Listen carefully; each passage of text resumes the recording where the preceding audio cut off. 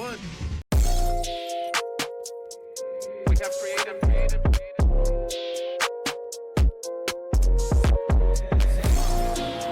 I'm needing hundreds on hundreds, cause that's what I'm worth. Show me the finish, I'm getting it first. Show me the best, and that's me and my worst. I need that money, I'm getting it now. I'm at the top, but I started way down. I told them hundreds of times that I'm really done waiting. I swear that I came for the crown.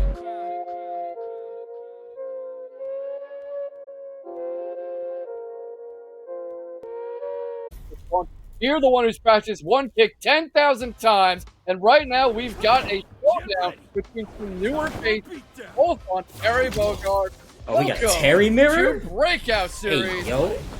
Mikeymondragon versus Young Mateen. Have you seen either of these before? What do you think of the matchup?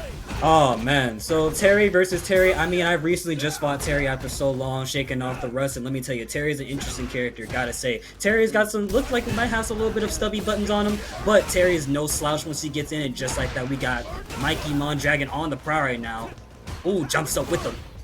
Ooh, nice block on that quick burn right there. And that quick burn is so crucial for Terry as well. Yeah, Terry is definitely one of those characters. Yeah, Mikeymondragon putting himself into burnout a little. I'm sorry, that was actually Young Mateen. But, you know, they both look alike. All Terrys look alike. What can I say? One's got the black fit on, one's got the red fit on. You know, you just gotta pick your poison at that point. Alright, yeah, you trying flip to a jump coin. in. Speaking of coins, I got a whole coin right here in my hand. It's heaven or hell. You gotta pick one or the other. Absolutely. Nice burn, Knuckle. Oh, good punish, but no dice.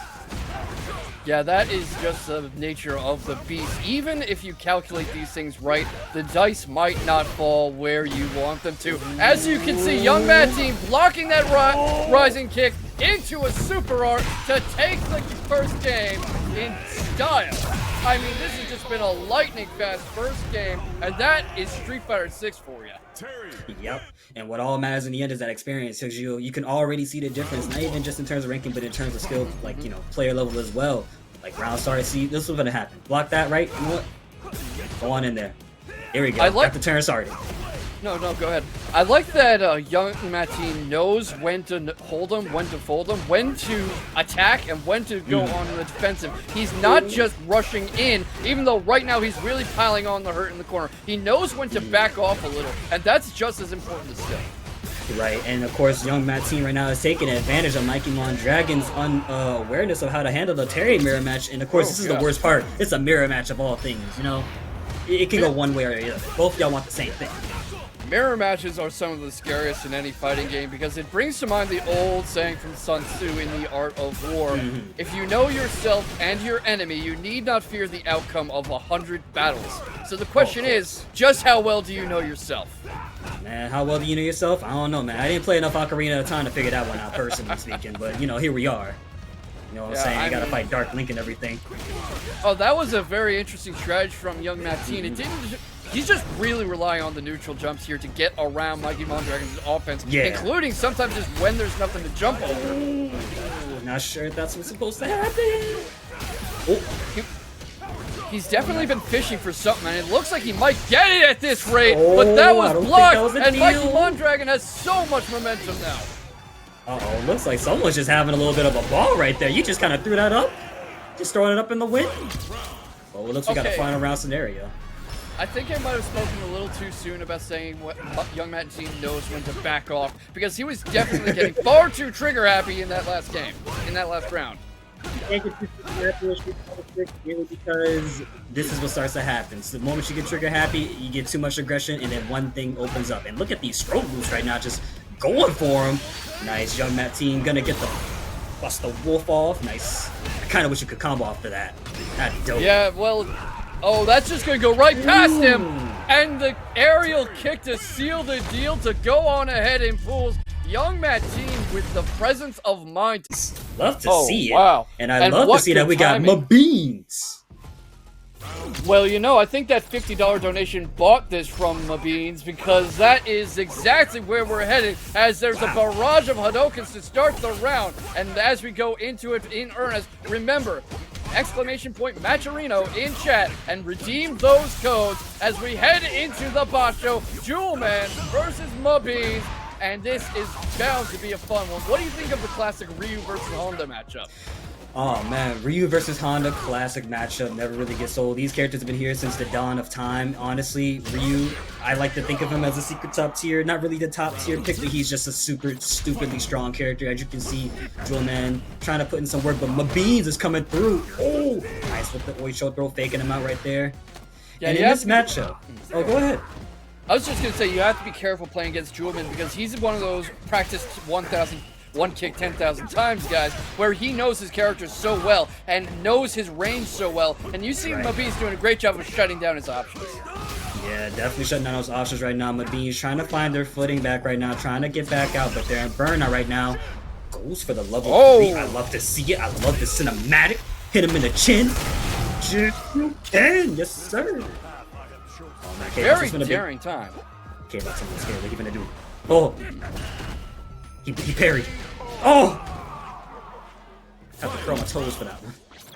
Yeah, understandable, and really just shows some good patience from Jewelman. But Muhbeans' parry game has been on point, and you can see how Ryu is a very fundamental, do you know how to play Street Fighter character. Basic tools, all-around skills, hits like a truck. Yep, and it never gets old either. Oh, that's a third perfect parry I've seen so far, and we just got started. Nice, he's gonna get that knockdown right there, and goes for the, I forget the actual move name, but you know what? It's okay. It kills, and that's what matters. Muhbeans taking game 1. Maybe it's my karate background and my judo background, but it is so satisfying to see a good Ryu in action. Oh, it's always fun to see Ryu in action. He's one of the many shotos that doesn't really get enough love. So it's nice to see that he's finally here. Yeah, thanks to Kusanagi for that. I feel like he really showed what Ryu and Street Fighter 6 can do and kind of initiated a new wave of respect for the character. Yeah, definitely showed a new wave of respect for the character, and it's nice to see that, you know, Ryu's getting the love he deserves. Because Kusanagi definitely came in and showed their stuff. Yes. Nice reversal from Jewelman right there, clapping away the Hadouken, of course. These parries are unreal. Jewelman has to do something to throw off his timing. He's definitely trying to get in there right now. It's knocked down, jumps up. Ooh, jumps over the DP. Nice. The reaction there, he misses the sumo slam, the butt drop. He sees the DP coming up, and he realizes he has enough time to jump into the air and anti-air Muhbeans to death. Just really great presence of mind from Jewelman. Yo, did you see that drive rush into Shoryuken? My boy Muhbeans was prepared. You know what I'm saying? Yes, absolutely. Nice, and Jewelman has the upper hand, getting that sumo spirit activated right now. Oh, you press something, taking a risk right there, and now Jewelman's gonna go ham. He's got the level 3 on deck right here, and I think this is going to be a solid 1-1 situation for both of these players right here. That's what we're looking at. And it is. See, I told you I was right. I told you. You know, Kumo, I think if Honda dragged me across cobblestones so hard it set the ground on fire, I would just quit there. He wouldn't even need to throw me. I'd be like, bro, I'm done. I give up. I give up, you know? Yeah, you know, there's a reason they call it the agony of defeat. But speaking of agony, we've got another $50 donation and now another $10 donation, it looks like, into the Matcherino from some very kind audience members. We are at $115.39 in that prize pool right now. Keep it up, everybody. Keep up that wonderful generosity. Matcherino, exclamation point in chat to get a hand on those codes. Free 25 cents into the pot every time you redeem one. And you know who wants to see some donations? Jewelman, who's on set point. Oh man, Jewelman is looking wonderful right now. On fire, got the parry off right there. And I love how Jewelman is trying to control the pace of his match just a little bit more. Nice drive impact on the sweep, I believe. Definitely. Gets a headbutt into the sumo spirit. He's gonna jump over that projectile. Unfortunately, gets a little bit caught right there. And at this point, Jewelman is just kind of trying to get Muhbeans to open up just a little bit right there. Getting a little too crazy. Yep. That is a long string of blocks. Muhbeans playing much more patiently, but Jewelman armors through, puts himself in burnout. Not good for Jewelman, trying to get in somehow, but Jewelman still sitting on a good bar of 3 bars a meter, as a matter of fact, and still's got the healthy, and I want to say he lands a confirm. I don't think that's death, though. Dragging my feet all over the cobblestones. My feet are ashy. And not quite, but just about. I mean, look at that. Oh, no. Wow. Ooh, that was a very good call up from Muhbeans. I think he might have been scared that Jewelman blocked on time. Yeah, he is a little. You can see him backing off, playing much more cautiously. He's trying to get Jewelman to commit to something, but just enough room for the low light kick, and that is it. Jewelman moving on ahead. He might drop something, he might make a few mistakes, and you might be able to capitalize. And it is BabyRd versus NuckleDu, Cammy Mirror, and we have some fireworks ready. Welcome to Breakout. Alright, so I played this character, so this is definitely my style right here. So now we're gonna see BabyRd's got NuckleDu on the spot right now, but NuckleDu is gonna go for the side switch. And you are war. Goes for the dive kick, not quite able to get there. NuckleDu doing a good job of spacing like we were just talking about, forcing BabyRd to back off into his own corner, forcing him into burnout, gets the wall splat going, does a bit of running in neutral before going for the combo, building up into the spiral arrow, knows he doesn't need to go full hog off the bat, but keeps BabyRd on the back foot and able to handily take the first round. Just like that, NuckleDu is solidly looking, as per usual, comfortable. He's playing one of the many cool characters and most popular characters, as a matter of fact. Alright, starting us off with that dive right there, opening up BabyRd, and you gotta respect a lot of what NuckleDu is doing here. Just a little bit too late. He keeps coming to the spiral arrow setup again and again, and I think eventually BabyRd is going to get the read on it as you see him finally get out of the corner. Right, but something that you notice NuckleDu is doing is going for a lot of those low crouching light kicks, which has definitely been opening up BabyRd by a good bit. A lot of people just look at Cammy for the stand medium punch and the crouch medium punch, as well as spin knuckle, but no, there's other things to worry about with this character as well. And just like that, NuckleDu gets to confirm into the level 3, and that's going to be game number 1 for NuckleDu. Well, there's certainly worse ways to put an exclamation point on the first game, and if you've got it, you might as well spend it. NuckleDu making a statement with his first match of the night. I mean, it's obviously still a whole lot more Street Fighter to play, and BabyRd very much still in this, but the man is setting the tone, that's for sure.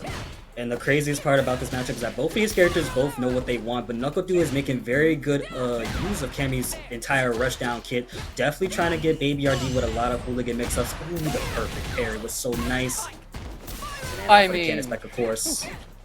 NuckleDu is just such a lab monster. You can see that he has drilled every one of these interactions. He does get caught on the grab, isn't able to tech it, but he forces a return to neutral, forces some spacing. BabyRd able to come in on him, but NuckleDu backs out safely, goes back to his spiral arrow setup, gets BabyRd off the feet, gets a bit of a trade going, but walks under the cross-up attempt, and here we go!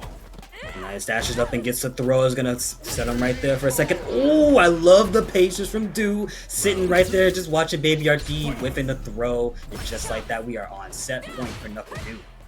It's an axiom, it's a bit of a cliche in combat sports. You make him miss and you make him pay, and that's exactly what happened at the end of that round. He saw that grab coming from a mile away, ducks at the exact right moment, and puts himself on set point. Nice, and that confirmed from BabyRd to switch the sides. Now NuckleDu is on the receiving end for defense right here. But look at Du slowly pushing his way out. Oh, held the parry for a little too long there, unfortunately. Oh, wow, nice sweep. Stand heavy kicks. Oh, dashes up, and that's definitely plus, but the level 3 comes out. NuckleDu a little too greedy right there. But he has his critical art whenever he wants it. If he can survive this, he cannot! And that was one hell of a penalty kick. Yep, definitely. I even see that from the 50-yard line over there, my friend. But you know what? It's okay because guess what? NuckleDu's also got that same penalty kick he can do at any given point. Nice, opens up with the crouch medium kick. Goes for the hooligan setup, and he's still good to go. But a throw from BabyRd is what's going to switch sides. Getting some better mileage out of these little cross-ups and side switches is BabyRd, but forced back onto the defensive, starting to adjust his angles a little, you're seeing, adjust his vision. He's starting to look low again because NuckleDu has gone with that crouching light kick so many times as a combo starter, as he does yet again, straight into the level 3. I think I spoke that into being. I am so sorry, BabyRd. Oh man, and now BabyRd has to guess, is NuckleDu gonna dash up or go force anything else? Nope, just keeps it simple with a nice poking stand heavy kick, and just like that, NuckleDu takes it and is moving forward.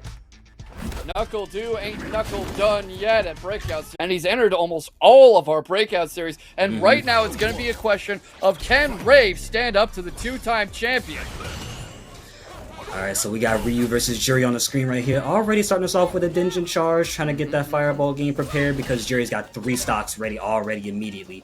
And the best and the craziest part about this matchup, you want to be careful with Juri's legs. Almost all of her buttons are definitely drive cancelable. It's standing buttons and crouching buttons. So just be mindful of how you got to move in there. Yeah. And you can see that Rave is trying to control the space and catch Easy drive rushing in. He's trying to provoke the drive rush. He's trying to provoke some kind of rush down tactic. And Easy's not really giving it to him. But that time, Rave just isn't able to react in time. Nice, and definitely try to lock Raven with the projectile low Fuha going in, but now Issy has the upper hand, trying to get that stock and trying to keep it alive right now. And look at Juri right now, just kind of backing off, but going in whenever they want to. Not even giving Rave a chance, just like that, and that's the kill. Perfect KO. That was some great thinking on the feet from Easy. He baits out the parry, uses that to set up a grab, drives Rave into the corner, and gets the kill off that interaction. Just to come up with that spur of the moment is super impressive. Right, and now we have Rave on the upper hand right here, backing off, which was an interesting choice right there. You normally don't want to back off when you got the corner, but unfortunately, Rave is now in a much more stickier situation, burnt out, but they have 2 bars of meter. Wow, that was a on the very drive good drive rush.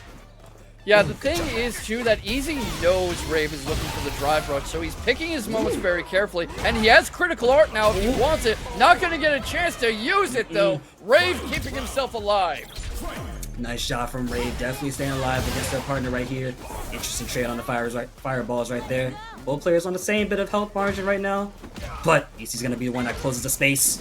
Nice Rave jumping back. Doesn't want to let Juri get too close in because once Juri gets in, it becomes a problem. But that goes for any character, really. Yeah, I mean, any character in Street Fighter 6 is kind of a blender once you get in close, but especially Juri and Easy going for the super right now and putting Rave in a world of hurt. Not going to have enough to kill, but that is a big momentum shift, and Rave on the defensive, caught in the core, armor sprint with the reversal in the punish counter, the solar plexus punches there, and goes into his own super. This might be able to change the tide a little. This might definitely change the tides. Definitely change the tides. Now we got Issy and Burnout right now. Rave is going to try and make a small push up there. Trying to make Issy take a risk at any given point. Nice, and just like that, goes into the corner. And just like that, easy money GG's. Don't you even drop it. It's too simple. It's too easy. Wow, I mean, not just anybody can take a game off the defending champ like that. Rave's quieter, patient, more defensive style has really been paying off. I mean, Easy's getting in and he's putting on a lot of hurt when he does, but Rave's doing a great job of hanging in there. Nice. And just like that, Issy tried to go on right there once again with a crouching medium kick out of drive rush, but it was just too far out of range for Rave to really get hit by there. Now Rave, once again, a little bit low on the life right now, but you see he's got that Dungeon Charge. And again, you see the situation mid-screen. Both players want to figure out how to get in right now. I mean, you can see him going back to his playbook again. He waits for Easy to overextend and exhaust himself. You know, try a drive rush, try this raw DP kind of thing, raw flash kick. And then he's got his drive punishes. He's got his corner pressure. He backs off a little. And he's got the sheer damage Ryu can put out. Sheer damage is definitely all Ryu needs. One more hit and it's going to be doomed for Issy right now. Good with the perfect parry. And this should be it right here. I'm going to assume it is going to cash out. It is. Just like that. Rave takes it. 1 game up. Rave is now on set point against the 2-time Breakout Series champion. I mean, Easy's not out. He'll go down to losers, but I don't imagine he was expecting a pools match to go this way. Who would? No. Nah, nobody could ever expect that to go this way. It's kind of like meeting the person at your local scene. You know, you meet them, you play them in casuals. Next thing you know, you meet them in tournaments. Like, I was not expecting this in the slightest capacity. Nice! Catching Issy with the Hashogeki. Ooh, the crouch medium punch stuffed out the drive. But a good match of Issy right there, getting out the corners. And now he got out.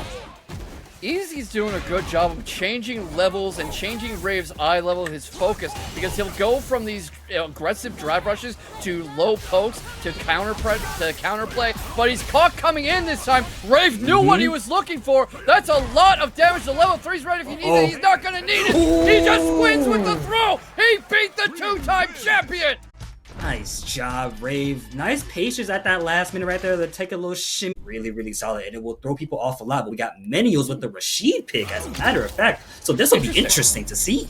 Yes. What do you think of the Blanka versus Rashid matchup? So in this matchup, I think Rufian is going to have a little bit of a challenging time if he can't keep MenialZ locked down, because once Rashid gets started, just like right now, it becomes immediately challenging. But MenialZ is already in burnout, so maybe Rufian is going to take very good advantage of this and try to keep MenialZ locked in there as much as possible. He's certainly trying. I mean, MenialZ trying to make like a 2-year-old and bounce off the walls, but a bit more literally. But it seems like Rufian's doing a great job of reading his trajectory and his momentum, and he really loves working off these Blanka-chan setups, especially in the corner. It usually gets the kill when he tries it. He's great at converting this into round-ending damage, and he's coming back to that playbook yet again tonight. Yeah, and I think another thing to keep in mind is that most people don't get to fight against Blanka like that. When they fight Blanka, you don't see a lot of them doing Blanka-chan setups just like that. MenialZ is getting punished immediately, switching the sides and gets the throw off as well. And it's looking like this is a lot more of unfamiliarity, which really benefits Rufian right now. We were talking about that early in the night, about how sometimes you'll run into a character and you're just like, what the hell do I do here? I've never seen this character before. And that almost feels like how MenialZ is playing. Nice, but MenialZ finally lands that mark, is starting to throw out some projectiles, but got a little too greedy there. Yeah, but the thing is, it's so hard to keep Rufian out. Even when you restore some space like this, he's right back in your face. He's getting the throw loops going. He's got the electric going. That Blanka-chan setup's going to come out again any moment. MenialZ manages to drive rush out of it, but baits out the DP, but manages to reverse it, keeps him back in the corner, but he's been having such a hard time keeping the champion away. Right, and I think what's going to be really helping out MenialZ a lot this time is he could just stop letting Rufian get some space. But again, like you said, it's hard for that to happen when Rufian takes advantage of whatever space you really give them. But I know MenialZ, I'm not going to count them out yet. Nice block. I mean, he went for something there. Yeah, definitely. A lot of this is that MenialZ has a good read on what Rufian's going to do, but he's having a hard time finding the timing. Rufian is throwing him off on when he fires these things off. Yeah, and that's definitely what's going to be the challenging part about fighting Rufian, is trying to figure out the timing. A lot of timing is very key. Yeah, definitely. And right now, he's trying to slow things down. He's trying to really force some space and keep Rufian out. The Blanka-chan is there again. He manages to avoid it. Oh, that's not invincible, my friend. The DP is what's going to save him, but a perfect parry is what seals the deal. Signed, delivered. Rufian is going to move forward. I mean, he's the defending champion. So I'm kind of excited for what they bring it to the table, because we got the MikeX with the Ken Masters pick. Yeah, and Ken versus Marisa is such a fun matchup because they're basically both bully characters. They both smother you and give you no room to play, so it's really just two freight trains coming running right at each other. And as you can see, MikeX already starting us off here. One in Jimmy the Whiff here, so he's going to be throwing out a lot of stand heavy kicks, which is still pretty safe on block as a matter of fact. Not super duper minus as well. Plus, if it lands on counter hit, you can get a cool combo off of it as well. Yeah, and Jimmy are trying to prevent that opportunity from coming, but MikeX with a perfectly timed neutral jump to start off his own combo, but gets crossed up. He's forced in the corner, and this is where you don't want to be with Marisa. Nice, and this is just where MikeX wants right now. He's got the drive rush. Oh. Goes for the throw. He was prepared. Too prepared. Grabbed him right out of it. The thought to do that in the heat of the moment. Yeah, and the best part about that level 1 for Marisa's side is that it activates on any given hit, but it's not invincible to throws or anything of the sort, so you have to be mindful. Good way punish. Heat it up. He's heating up, Your Honor. Yeah, but that back throw into the corner is a good strategic move. Jimmy DR likes to do that to force a bit of a reset in momentum. Right now, he's being very susceptible to those low pokes, though.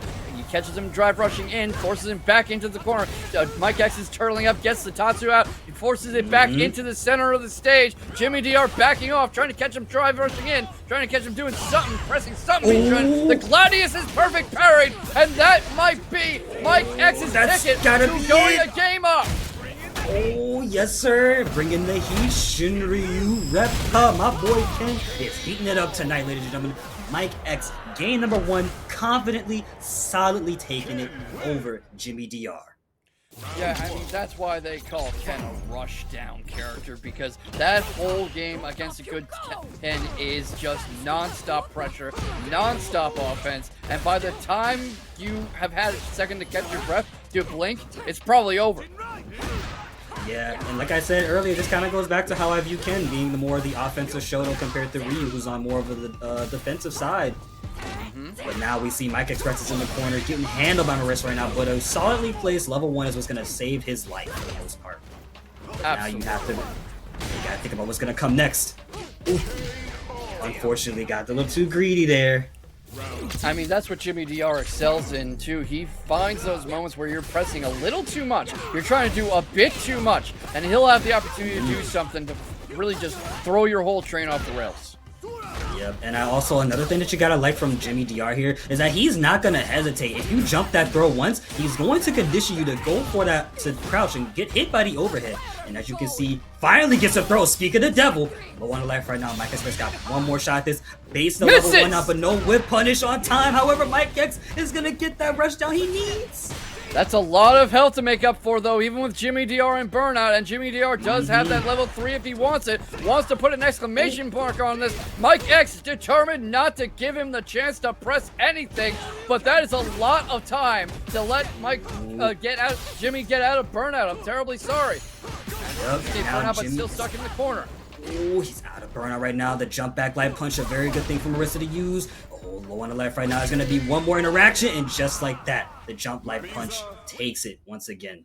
And that jump light punch is extremely good. It is, and I mean, Marisa doesn't have a lot of anti-air, so it's very good improvisation and awareness to use that as an anti-air tool and read MikeX coming in. I mean, it's like baseball. The ball is coming at you far too fast to actually react to. You go off your pattern recognition, your experience of being in these situations before, you go off your knowledge of what the pitcher is going to do, what kind of person the pitcher is, and you swing when you know you need to, and that's what Jimmy DR is doing right now. Definitely doing right now. Swinging for the fences, got the bat in his hand and everything, but MikeX just definitely switched the sides. Now Jimmy's in Burnout. He's going to take full advantage of this. However, you got opened up, buddy, and just like that, right to the chest, right to the jaw too as well, like a boxer uppercut. You're done for. Absolutely, and just like that, Jimmy DR on set point. And it is just such a treat to see a battle of champions, especially here down in top 16. This it's a cliche, people are probably sick of hearing it, but this could easily be a finals match. Oh yeah, definitely could, because both of these characters are not hesitating to fight back. Both of these players are not giving each other an inch to work with. MikeX on the prowl right now. He's got the rally. Tried to go for another grab there, but it was backdash, so that's kind of unfortunate for him. However, he's not going to give it up just yet. But Jimmy DR with the solid confirm. He's going to try and put some hurt on him. Is it going to be killed? I think that's it. That's it. That's it. Yep. MikeX goes down to losers. Jimmy DR has won. Yup, and congratulations to Jimmy D for the input buffer that's happened in this game, so I don't blame you. But yeah, I also don't blame NuckleDu for going on Cammy, because we got a Dhalsim. That's going to be fun. I mean, this is one of those classic matchups all the way back to Street Fighter 2. 30 years of knowledge, along with the modern masterpiece that is Street Fighter 6. NuckleDu trying to go on the offensive early, manages to get LiquidO back into the corner, avoids the fireball bounces, reads the Yoga teleport, and NuckleDu just taking an early dominant lead over the face. Whoa, the whip punish was crazy on that. So definitely want to be active when you're fighting Dhalsim. You cannot, for any given reason, good air throw. NuckleDu is just on point right now. He's ready for the Dhalsim shenanigans, and you're not gonna get away with it. Solid round number 1 for NuckleDu. Didn't even give us time to really look at what was happening. We just seen him moving. We were just reacting. And you're right, counterintuitive as it might seem, because Dhalsim's so good at picking away at you that the intuitive response a lot of the time is to turtle up a bit, to wait for an opening, to wait for him to whip. But the problem is, a good Dhalsim is not going to whip. He's going to keep poking you and pressuring you and keeping you locked out and keeping you mixed up with all his crazy, stretchy shenanigans. And NuckleDu knows you just can't give him the opportunity. No, and just like that, LiquidO now has an opportunity. Is going to try and go for the rush, not the rush down, but definitely try to keep NuckleDu at the range that they want them at. But do not give it an inch. Nice with the DP, immediately responding. The level 3? Wow. And I think just like that, it's not death, but he's got one more shot to live. He's gonna get spin knuckle. Oh, but no, that's not gonna do it. That was a lightning fast game. But I was so lightning fast. Dominant. That's the experience kicking in, ladies and gents. Yeah, I mean, NuckleDu has been through how many iterations of Street Fighter at this point? He's been in how many majors, how many high-level tournaments? He's fought so many pros. I have to imagine he's labbed this Dhalsim matchup back and forth, and right now LiquidO is trying to hang on. Yeah, and the craziest part about this matchup for Cammy is that this is exactly how you want to play this matchup. You don't want to give Dhalsim any space, of course, again, and I love that Du is making such small movement adjustments to make Liquid whiff, and of course, Du is just playing it patiently. Once he does a spiral arrow, if it lands on block at a right angle, he's going to go for a parry. And if he tries to teleport out, he's going to be prepared for with a DP. You gotta respect that NuckleDu is just on top of his game right here versus his character. No shenanigans, like you said. I like that he never takes a round off. You know, he could go, oh, this is, you know, an online weekly. I don't have to go at it super hard. I don't have to play this like it's Evo. But no, this man is not holding back. He is giving you every measure of his power. And it is beautiful to see. Yep, and NuckleDu on the lively right now finds a spin knuckle, and just like that takes round number 1. All of that was patience. You saw how NuckleDu just held back the whole time. Didn't even bother trying to make it like a push forward too hard. It's kind of funny because I was talking about how that's not always the right approach with Dhalsim, but then NuckleDu shows in a masterclass of patience and neutral respecting that, yeah, sometimes it is. Yes, it is definitely important. NuckleDu's got the upper hand right here, and you gotta love the fact that he just can't do nothing. I think this is what a lot of players love to see. I love seeing the stretchy man in the corner, because no one knows. Because again, Dhalsim is another one of those characters. Yeah, starting to get out, starts to reset the momentum a bit, starts to force NuckleDu back, tries to get something going in the air, goes for the yoga teleport. NuckleDu not able to raid it this time, and here comes the super. That's a lot of pain. Might be able to get Liquid the round. Oh, but K-Vox, you know what NuckleDu's got right now? A level 3. He could use it at any given moment. Critical art now, actually. So just give him just like one good second. Look, I'm telling you right now, Du is going to pop off with a level 3. Okay, maybe I spoke a little too soon.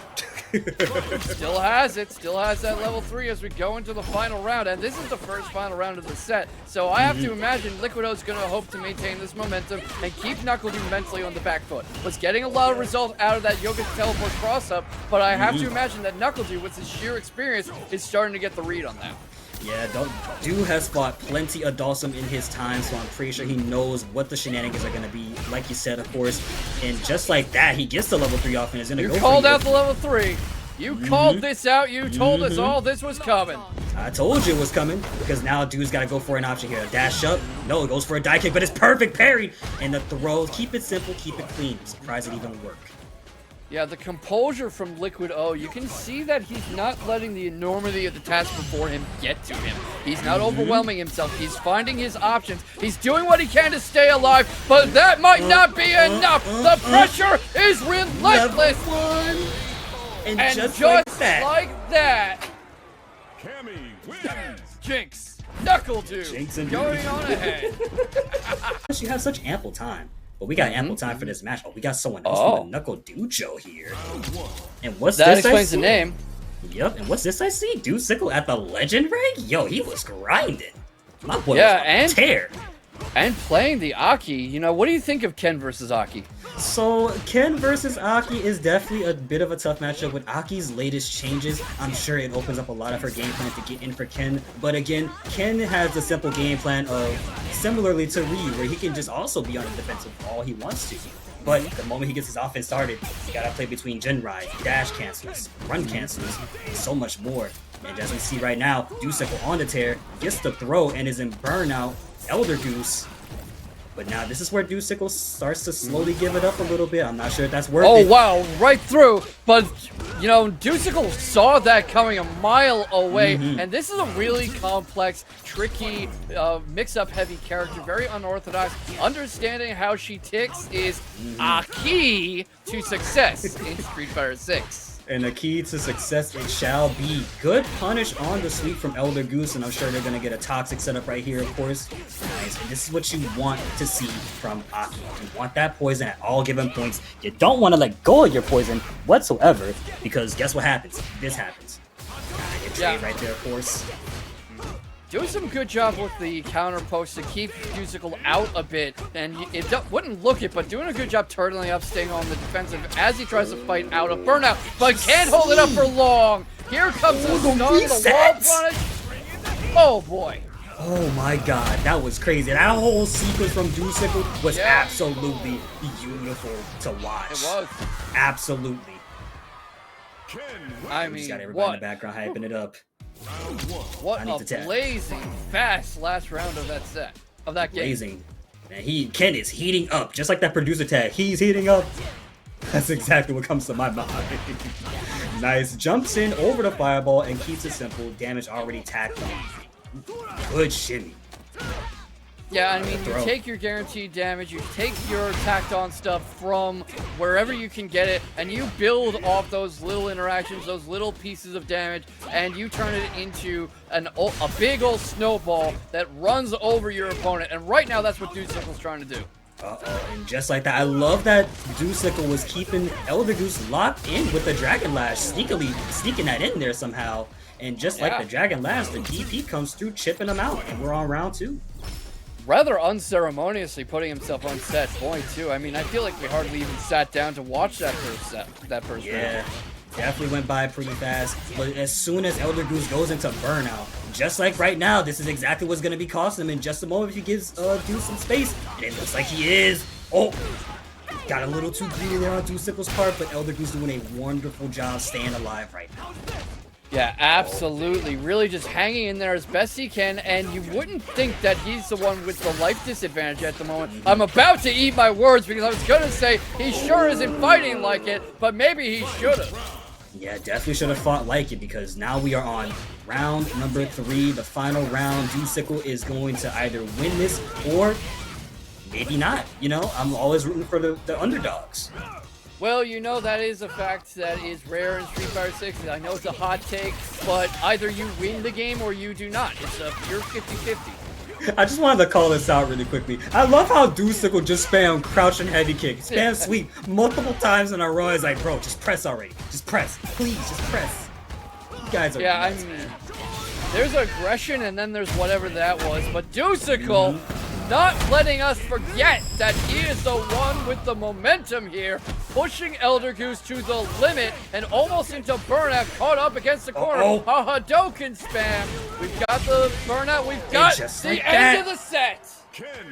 Immediately taking it home so quick. Dusicle showcasing us again. Wow. So fast. Just when to stop respecting it. But this is interesting. Rave switches to the JP to face Ruffian's Blanka. What do you think of this? So this is definitely an interesting choice right here out of Rave's part, but I think Rave, his thought process behind this might have been, I don't want Ruffian getting in on. I don't want to deal with anything Ruffian has to offer. So if I can create some space, I'm going to be setting up these traps as much as possible. And I got Amnesia as a parry, so in case he tries to rush me down, I can get out just like that, which you witnessed right there. Yeah, and this definitely seems like the play. Perfect parries, one of Ruffian's favorite tools in the box. Gets him stuck in the corner, sets up the portals, backs off a little, gets the counter hits going. Reminds me of Jazdero a little with how he's not afraid to get up in your face and mix it up, even though JP is typically a zoner, force you out character. Yep, but now Ruffian has a lot to come back from. Rave is in burnout right now, and I think this is definitely what Ruffian wants right here. No amnesia to get you out of here. Try to go for a grab, but you got countered, and just like that, you're about to be dead. Buckle, see you next round. KO. I mean, we said it before, but there's a reason Ruffian has so many breakout titles under his belt, and you could see it all right there. Rave managed to force a whiff grab, but not able to avoid the rest of the onslaught as on comes Ruffian with that Blanka chance setup into a grab. Wouldn't be surprised if he goes for a throw loop at some point soon. Oh, Here yeah, comes about to another get started one. right now. He's taking a bite out of crime. He wanted to go for another one right there, I'm sure, but it's okay. I can give me a piece of the candy bar later. Nice, low in the health right now. Ray's got one more shot, but the counter is baited out. And just like that, 7 wonderful letters appeared on the screen, and we're immediately into game number 2. Wow, straight into it. I would have thought that maybe Rave would have considered a character switch because JP's really not worked out for him. But then again, it's a question. Is it that he's playing JP, or is it just that he's playing against Ruffian? I think it's just the fact that he's playing against Ruffian, because, you know, Ruffian, literally a Ruffian. He's gonna go do anything he wants. Just like that, Blanka challenge is activated. Oh, got caught on the overhead. The headbutt, headbanger. Another bite of crime. Yeah, I mean, just really showing why he is the champion, putting himself on set point in short order. And Rave has really not been in this, which is shocking considering how he was able to handle it easy earlier. I know, right? It's a crazy adjustment right here. I think what's gonna help Rave a lot is if he tries to find the timing and just keeps spamming out those projectiles. JP has a multitude of projectiles to go for, and definitely has that wonderful level 2. But I think what Rave wants is to get a good knockdown and set it up as soon as possible, so that way he can trap Ruffian. Yeah, definitely wants to set up those traps, but the problem is Ruffian is so eager to get in your face and set up his own traps that it's hard to zone him out because he's not going to respect your zoning. He's going to go just like that. Nice there it is. He's saying that sign's not going to stop me because I can't read. No, it's not going to stop me at all. But Blanka with the insult as well, and it's going to be a lot of hurt, setting him up for failure. Switches sides. Too much hurt. Look at that. Too much hurt indeed, as in short order, Rave manages to recover for a moment. Now they're both in burnout. Is he actually going to be able to fight his way out of this? Ruffian recovers it with the low poke, the low punch. The crouching punch takes the set. I got this chair this year. It's just been so comfortable to sit back in, but it's also comfortable to sit back and watch Cammy versus Ken. Classic Street Fighter. Here we go. Is this costume supposed to be like Rugal or something with like the silver hair and the jacket? You know, I didn't think about that before, actually. Rugal, this costume is really dope, but all these character costumes and stuff look so nice, but I wish the colors would be so different. Yeah, a little, yeah. But speaking of different, Dusicle's really taking the fight to NuckleDu. NuckleDu coming out of the corner, starting to get that mix-up going, but misses the jump over, doesn't suffer for it as he gets the grab off, reads the get-up perfectly, and Dusicle catches the dive kick coming in with a short Shoryuken. And immediately, something that you're noticing about Dusicle right here is that he's not afraid to play this Cammy. He's not afraid to play your own game. The only difference here is, I'm going to take it slowly. And I'm going to make sure I pay attention to what you're doing. Just like that. Gets the throw. He took the first round. The first round. He just took a round off NuckleDu. I think that's the first one all night. And definitely you know, is. We were talking about this, about showing too much respect for your opponent, and right now, Dusicle is just not going to do that, and NuckleDu trying to make him pay a little for it. Oh yeah, you gotta make him pay a little bit, but NuckleDu took a risk right there, getting too greedy and got beaten out by the Shoryuken EX, but I got DP of my own, don't you jump in my sky, boy. Pretty much, and now we have Dusicle switching sides. Oh, just a little too late. And just like that, that's not death, but it's a very sticky situation for Dude right now.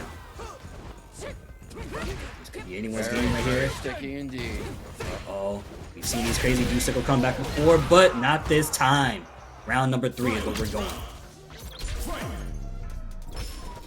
So interestingly enough about this matchup is gonna be very character dependent.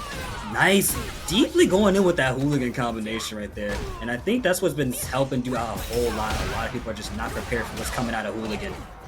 I mean, Cammy's been a character for so long now, that's really your own fault if you don't know how to deal with hooligan. But NuckleDu's doing such a good job of mixing people up. And here comes that level 3 yet again to force this into a game 2. Yep. Into game 2 we go. NuckleDu showing some signs of life right there. That last round, he woke up a little bit after that last round. He was like, wait, I got a round taken off me? Hold on, no. Let me lock in real quick. Just get the music playing in the background. We got Chris Redfield in the background. Hey. He really does look like Chris Redfield the more I look at him. Yeah, a bit. I mean, I don't see him punching any boulders, but I can always just play RE5 and make him punch a boulder. That's never a true. It's true. That's true. What else is true is this combo right here. NuckleDu on the prowl right now, putting Dusicle in the corner. Oh, on the life and the drive. Nice conversion from Du, and just like that, it is immediately over. Round number 1 into round number 2. Do you think he took dropping that first round of the first game a little personally? Because it seems like he's trying to stick it to Dusicle extra hard. Man, bro, it's that's the game. That's the game we play. Sometimes it happens. It's like, I don't like losing like that. That's not good. No, we gotta turn up the heat. As the characters on the screen. You know, he gets up and he's like, all right, bet. Time to show you who you're playing against. Domain expansion. Honey, put my dinner down for a second. I gotta beat this dude in the tournament real quick. Nice, tried to mix him up there a little bit. Dude, recognizing that he saw a parry and just canceled out the hooligan entirely. Yep. I mean, knowing when not to commit, when to stop what you're doing and back off is half the battle right there. Just as important. Yep. Forces Dusicle into burnout. Oh, no, not level just 3 ready. One more chance at this. This could be anyone's game at this given point, or it could be anyone's round at this given point. One interaction away. Yep. More shot at this. Dude trying to close it up. Runs up. Survives the burnout. Yep. Ooh. And Dusicle do a run for his money. Look at him staying alive. Not anymore. I think you commentators cursed that. Not able to stay in it. Man, it happens to the best of us, I gotta say. Nice, immediately starting us off with a Spiral Arrow. And the thing about Spiral Arrow, I like the way that dude uses that Spiral Arrow. At certain ranges, you can't even really punish it, which is kind of annoying for some people who are used to being punished. I mean, people get so used to looking for the punishes that when they don't find the one they're fishing for, sometimes they don't know how to deal with it. And that throws off their entire game plan. And that's really something you need as a high-level player. Not only the game plan and the effective strategies, you need to be able to handle it when your plan doesn't work. Because as Mike Tyson used to say, everyone's got a plan until they get punched in the mouth. Oh yeah, you know what? I agree with that. And Cammy's getting punched in her jaw right there. Uppercuts to the chin as well. Dusicle takes round number 1 convincingly again over NuckleDu. Yep. And fortunately managing to stay in there a bit, but this is a tall mountain to climb. I mean, coming back from 2-0 against NuckleDu of all people. Oh man, but that was a wonderful good punish from Dusicle right there. So let's put Cammy into the corner right here. Now Du finally holding it down back on the stick or the controller, but slowly trying to get out the corner. However, Dusicle not giving him an inch to work with, seeing a double throw. Oh, I love it. That was a hard call out on a DP, and just like that, Dusicle takes it 1 game up to NuckleDu's 2. So now it is a 2-1 situation. That's the first game NuckleDu has lost all night. I don't think he was expecting to drop any games tonight. Maybe against Ruffian. Dusicle just really coming out tonight swinging, determined to make sure everyone remembers his name. Uh-oh, that was a misinput. I don't think they wanted that. I also wanted to say that I think what's definitely helping Dusicle a lot is calling out the right times on Du's offense. Not afraid again to rush this character down and do the same thing he wants. But you are now in burnout, and this is what Du wants. This is what he loves to see. He's gonna definitely be trying to bait out that level 1 at any given point. But misinput on a dive kick. However, he's still alive. Well, here's the question: was that a misinput, or did Dusicle just read it? Because that does seem to be consistent with him so far. You know what? You're right. I can't count out Dusicle like that. He probably did read. I ain't gonna stop you, brother. Make your reads. And speaking of reading, he is reading NuckleDu the riot act to go up another round. I think that's 3 rounds in a row. That's 3 rounds in a row that Dusicle has won. And it's the character picks, honestly speaking, because both of these players know what they're doing. Now they have to make use of their character strengths. Good punish on the whip. Oh, good, really good whip punish entirely for Dusicle over there. I couldn't even find the words. You know, I think hearing someone say that NuckleDu knows what he's doing is the biggest commentary understatement I've ever heard. You know what? That's true. You know what? That's true. Because I always think he knows what he's doing. But even when you don't, you still do. Ooh, dive kick. Nice, and Du finally opening up. Dusicle got him in the corner, going for a throw. Luke K-Box, what's gonna happen next? Well, that's what's going to happen next. A throw of Dusicle's own, but he's forced out of the corner. Still in burnout, driven all the way back. Got the level 2, but it's not looking like he's going to have any room to use it. That throw doesn't quite kill, but this might. It does. You had to lock him in there, bro. He couldn't let him get away. He couldn't let him get away. Extreme prejudice right there, and NuckleDu on set point. This is looking like a much, much, much taller mountain to climb for Dusicle, who is game as ever, but gets perfect parried and is stuck in the corner, and the setups are there for NuckleDu, who gets a punch counter off and drives him right back. He's saying, no, I did not say you could play. Get back in your corner, young man. Yep, you stay over there in the corner, don't you go anywhere. That's another perfect parry for the books, and guess what? She ain't burning right now. You gotta play my game for a little bit. Let's see, I'm gonna bait out. Oh, never mind, I wasn't gonna bait it out. I was gonna be streaming more quiet. Be a little bit more quiet. But that's what I would have said. I got a spiraler on deck. Caught by the spiral arrow. He had all the room he needed. Gets the Tatsu going, forces NuckleDu back, but gets caught by the dive kick into the throw. NuckleDu's been setting that up all set. He gets great results out of it. Goes for it again. And nothing can be done about it. Stuck in the corner again. Such little health left. NuckleDu is put back on the ropes. Both of them have critical art. And here it comes for Dusicle. He might have a second game. He might be forcing a game 5. Shut up, yes sir, because that's what we're gonna do for game number 5. That's the first game 5 of the night. So you people in those wonderful seats know exactly what you're getting into tonight.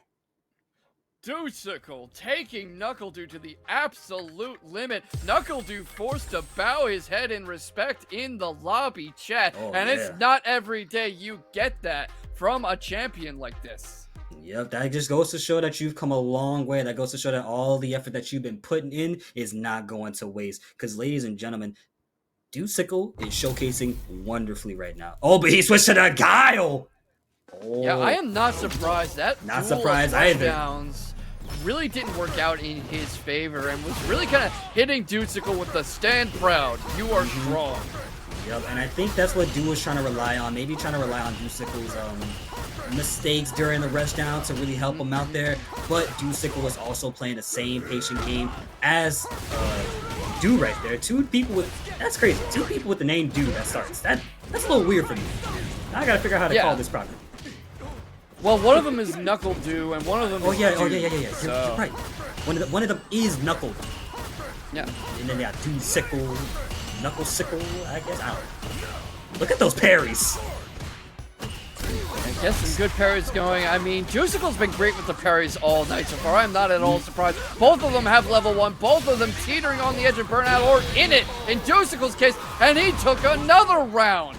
Oh yeah, and I think NuckleDu needs to pop himself a Red Bull or a one-shot energy bar or something like that, because my brother, you are now at set point with Dusicle looking to take it home and go further on tonight. Yes, and both of them hoping to go on towards this. Obviously, whoever loses just goes down into losers and has a long mountain to climb back up to the top. Both of them with the skills to do it, but Dusicle has potentially the ultimate pair of antlers to hang on his mantle as they get into a 3 fireball duel and retreat to their corners. And this is another one of those classic World Warrior Street Fighter things. Both of these characters have been here since the end of time, and Du is going to be the one that opens up and once again controls the pace of the match. That's what Du is trying to do right here, but Dusicle not having any given, like, he just doesn't want that to happen. He just doesn't want it to happen. It's as simple as that. You don't want your opponent to win when you're playing Street Fighter 6. Usually gets a punch counter to force him into the corner. He's fighting out of burnout, gets perfect parried. NuckleDu fighting back, misses with the knee, gets on the other side. Now it is Dusicle in the corner, getting pounded with sonic booms and hurricanes. Damage. It's added up. The chip damage is adding up, as Kumo just artfully put it, and that is a storm coming right at Dusicle, catches him low, and puts them both on set point. We have a final round. Oh man, I love final rounds. Open us up with a perfect parry already, and Dusicle showing some signs of life. Stuffs with a run cancel right there, gets the throw, drive rushes in, but unfortunately Du was ready for it with a stand pierce punish.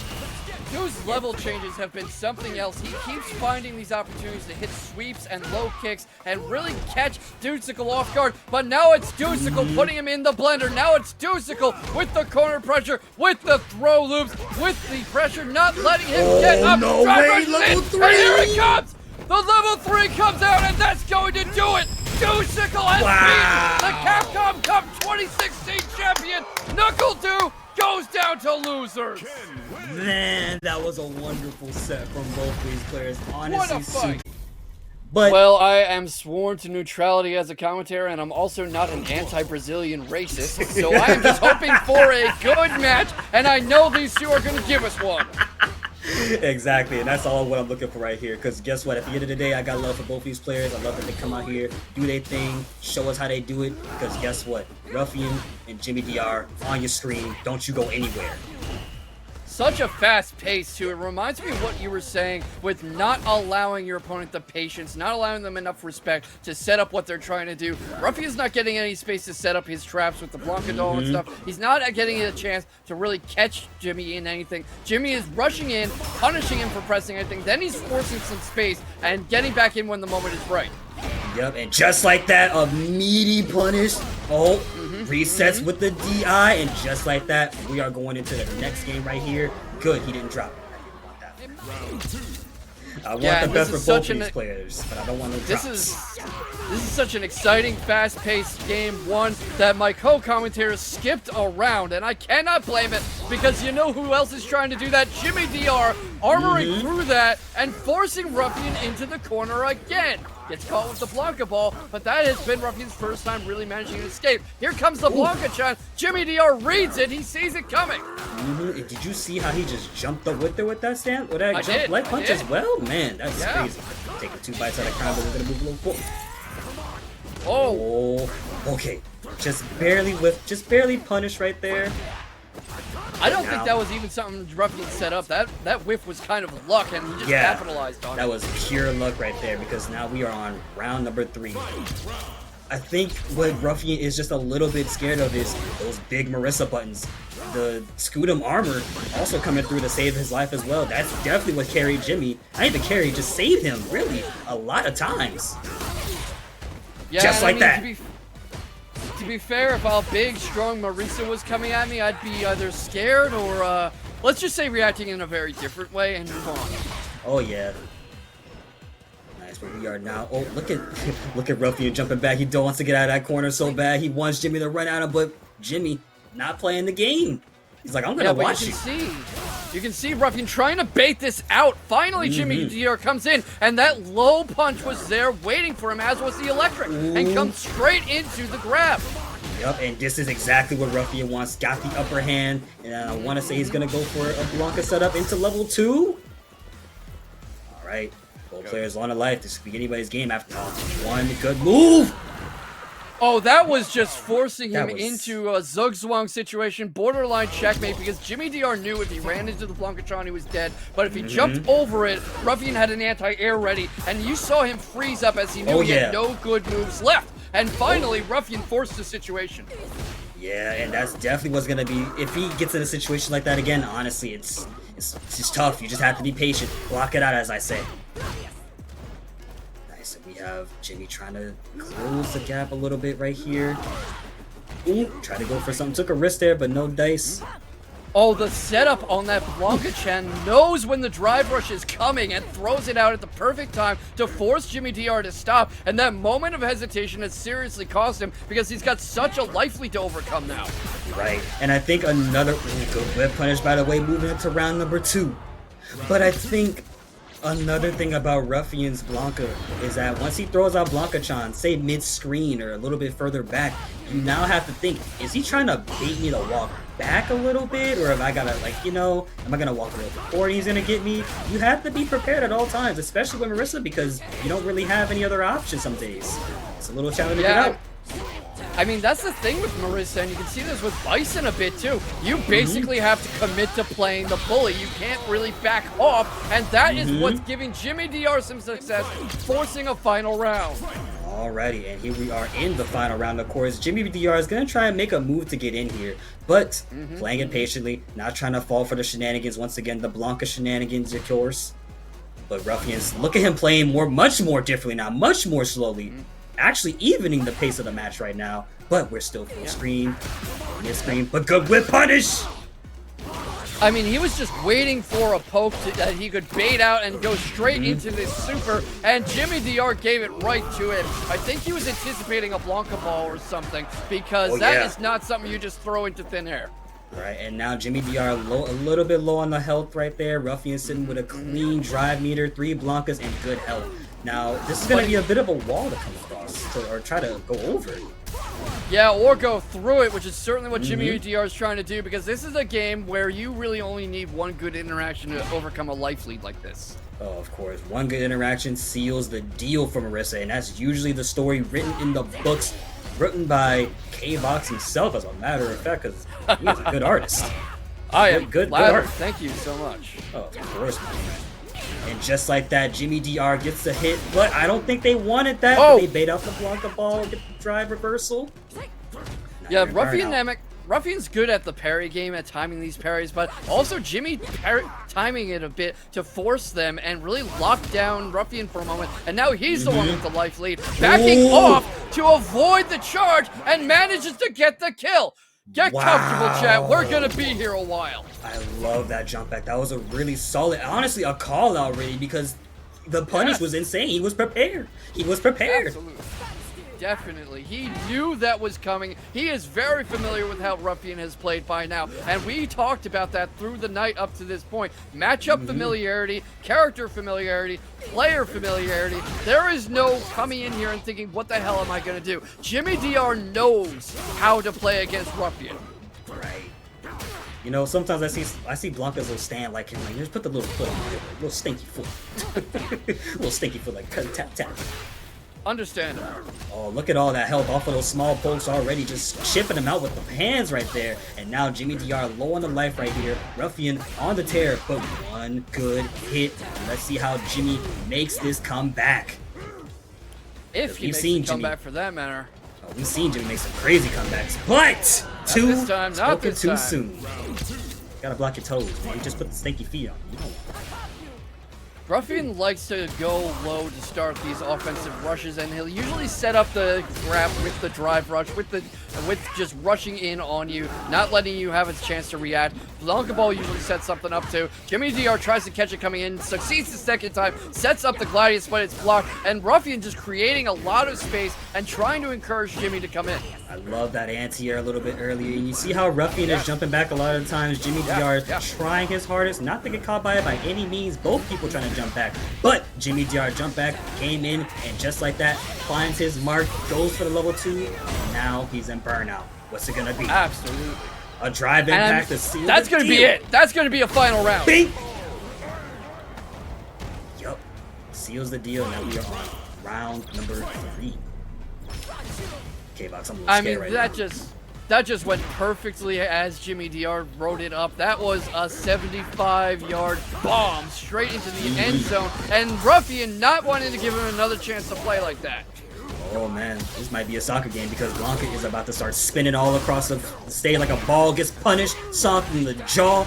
Big damage being applied right now with the level 2 because you're in burnout. Now, this is what Jimmy wants. Again, I can't stress this enough because when someone's in burnout, I don't think he was prepared for that to happen. Yeah, you can see that Jimmy DR didn't seem to expect that whiff. He didn't expect the burnout. He kind of hesitated for a moment, like he was like, well, now what? Well, now what? Yeah, it's like, well, now what? What's happening now is Ruffian takes the scene and recovers from burnout. So that was unfortunately the thing that Ruffian needed, because he took 3 bites out of crime. He's still going for a 4th.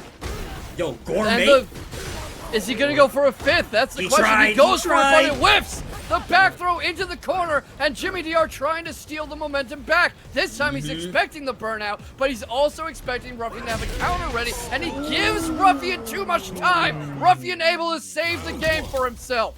Yup, and now Ruffian is in on a comfortable 2-1 lead right now. That interaction with the whiff super was all he needed. Just like you said earlier, this goes back into a mental game, an endurance game as well. Like, one wrong thing, you give up at that specific point, it's like, a little cook chat. Good, perfect parry. Now you're in the corner. Yeah, and Ruffian's so good at finding his openings for that too, and reacting in time to get the perfect parry, but can't react in time to this. It's not just about being young. You have to know what you're doing. You have to be ready to react, and Jimmy DR so good at creating those moments.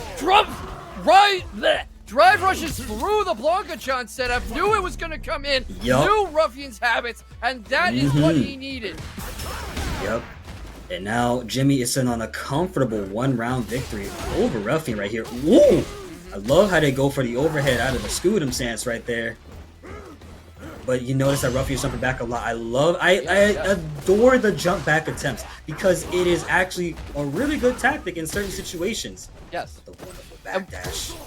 What he's trying to do, too, is he's trying to condition Jimmy out of trying. I don't think he's expecting to catch him with all of these. What he's trying to do is put the idea in Jimmy's head that he can't rush in because Ruffian's expecting it. And I think that's what happened in that last game, too, where he kind of hesitated too much at the burnout stage. And Ruffian was quick to catch on that on the uptake and is gonna make it hurt. Oh, but the drop combo, unfortunately. And again, Ruffian is doing a wonderful job trying to keep Jimmy on the toes as much as possible, but Jimmy not working now. Nope, not now. This finna hurt. You got level 3? Come on, make it count. Dropped it. Never mind, he didn't drop it. We take those. And I believe we are seeing a final game now. Oh yeah, so now we have to decide. Now both of these players have to think. How do I control this match to work in my favor? What is it that I have to do?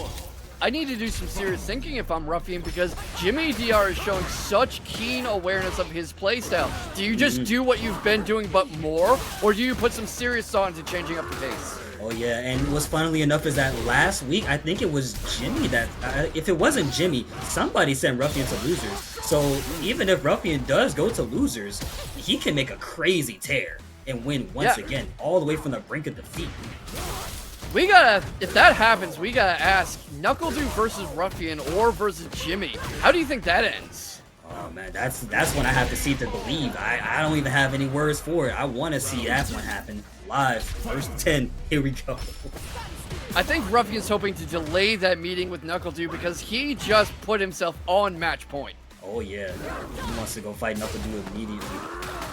And he wants to see NuckleDu climb from losers, go to grands, and be like, all right, you're here with me now. Let's play this game. Yeah, and then NuckleDu has to win 6 as opposed to 3, and that gives him a nice buffer. But Jimmy DR not letting the story end like that just yet. Forces him into the corner, gets a throw loop of his own going, forces a whiff. Those drop kicks are there. The super is there for Ruffian. Manages to cross up, but that's a lot of turtling up from Jimmy R. Weathered the storm. Gets through. And now both players slowly on the verge of burnout. Ruffian a little bit low on burnout right there, but he's trying to catch up. However, Jimmy's getting a little too greedy, and I think that's exactly what Ruffian wants right there. But over it with drive impact, and just like that, final round. Yes, sir. What did I say, Chad? I told you you were gonna be here for a while, and of course these two take us the distance. And here on Breakout Esports Series, or Breakout Series rather, let me not say that, Breakout Series, we are going to be going to a lot of game 5. Y'all are in for a treat tonight. I don't think Ruffian wanted that walk forward. I think that was a mistake made by them. And Ruffian was a big life lead to overcome, but the punishment game is there. The read on Jimmy's offense is there. You see him trying to condition him again with those jump backs like you were talking about, the anti-air kicks, expecting him to charge in, or at least trying to convince him not to try charging. But he's got to be more active at this point. You're running low on time. You've got so much health to make up for, and he's not pressing the attack. He's not really forcing exchanges. He's not really trading. He's kind of cornering himself, but here comes the drive rush. I think he was trying to lower Jimmy's guard. Yep, definitely lowering the guard because now we got 45 seconds coming up on the clock right here. Ruffian on the prowl, a little bit low on the drive meter, but it's not going to stop him. He's parrying, he's blocking. Yo, Jimmy trying to find a mark. Doesn't work like that. He's got his guard up, trying to be careful. But Blanka still got that install. It's slowly running down. He's got to make use of it. Doesn't try. Absolutely. And Jimmy has level 3 whenever he wants it, probably hunting for his opening to use it, but he gets caught with the punish counter. Here comes the level 3, but it misses! It misses! The winner is Ruffian. He moves on to winners finals off that one whip. People who live there. you know what's crazy when the place I live is called Town, nicknamed Town in St. John's, and it's a town of 100,000 people. But I digress. It's crazy. Yeah, go ahead. Sorry. Yeah, no, yeah, good. We got the Eddington in here. He's gonna lay some hands down. I mean, Ed versus JP, it comes into that mid-range god that is Ed to JP, who is very good at the close and far range. So we'll kind of see if we can keep that mid-range, and that would be it. Oh, the DP there. You're not getting out of this corner, man. Not that easy. Oh! My goodness. Get that amnesia out of here, dude. You know, this is crazy. This is the 4th character I've seen MikeX play. And it's just, he plays it on such a top level. Like, he has 67th with Ed is kind of bonkers, to be honest. Pulls back with the flicker, still stuck in the corner, but he's got him really kind of where he wants to. Drive impacts, splats him off the wall, though, so we're going to see a little bit of a jungle, but he still has a ways to go, and he just gets a out of there. Back to neutral, flicker once again. That's round 1 for MikeX. That's that knowledge you're talking about. He plays so many characters knowing that you can break out in that situation. A lot of characters would just, a lot of players, in fact, would just hold that whole combo and get all the way, their BabyRd burned out. But he knew he could DP right there, got out of it. But now, he stepped back away. This is where JP wants to keep you at if he can.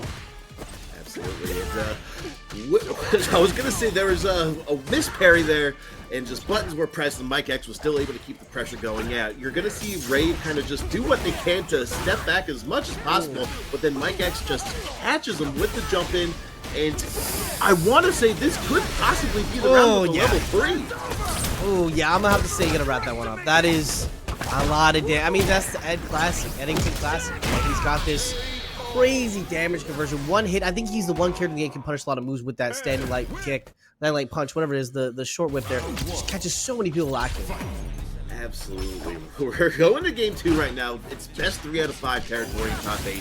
So we still got a lot of games for both Rave and MikeX.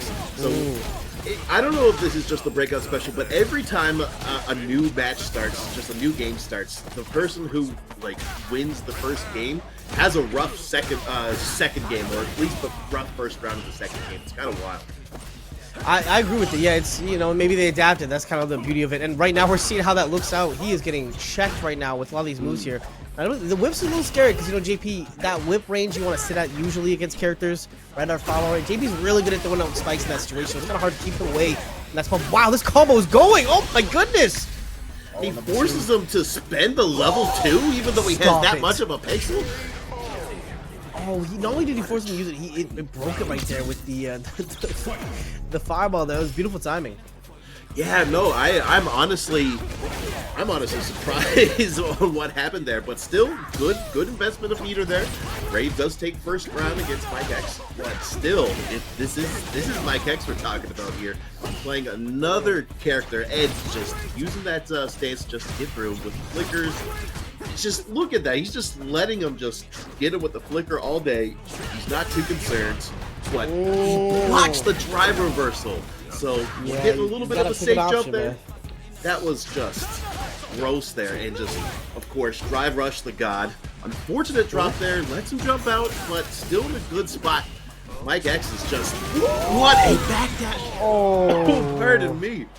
Oh, that's so unlucky, just trying to get that pressure, trying to get ahead if he could, just trying to end it. But yeah, unfortunately, the backdash will be the end of it. Misinformed. Try to do it again there with the OD blitz. Doesn't quite actually amount much, but you know what? Not a bad spot. Good meter on both sides. Oh, that's gonna hurt. That was such an expensive gamble that paid off. The drive rush into the drive impact. We get the level 2. Party started. That was cute. And look at that, still puts himself in a good situation. Almost a burnout, but MikeX is almost a burnout too, so they got to be careful on what kind of options they're going to use, but just hits him, scoops him out, throws him away, and we're back in neutral.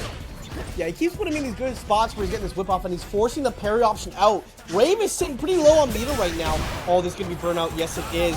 Doesn't have level 2 rules coming. Oh, this could be it, actually. But I guess level 3 does go for it. This won't actually get enough damage. Yeah, so puts him in the speed bag, just puts him in the ringer here. And yeah, just the last hit of the cinematic, and puts him up 2-0 against Rave. Rave's got to win 3 in a row against MikeX in order to stay alive in this bracket.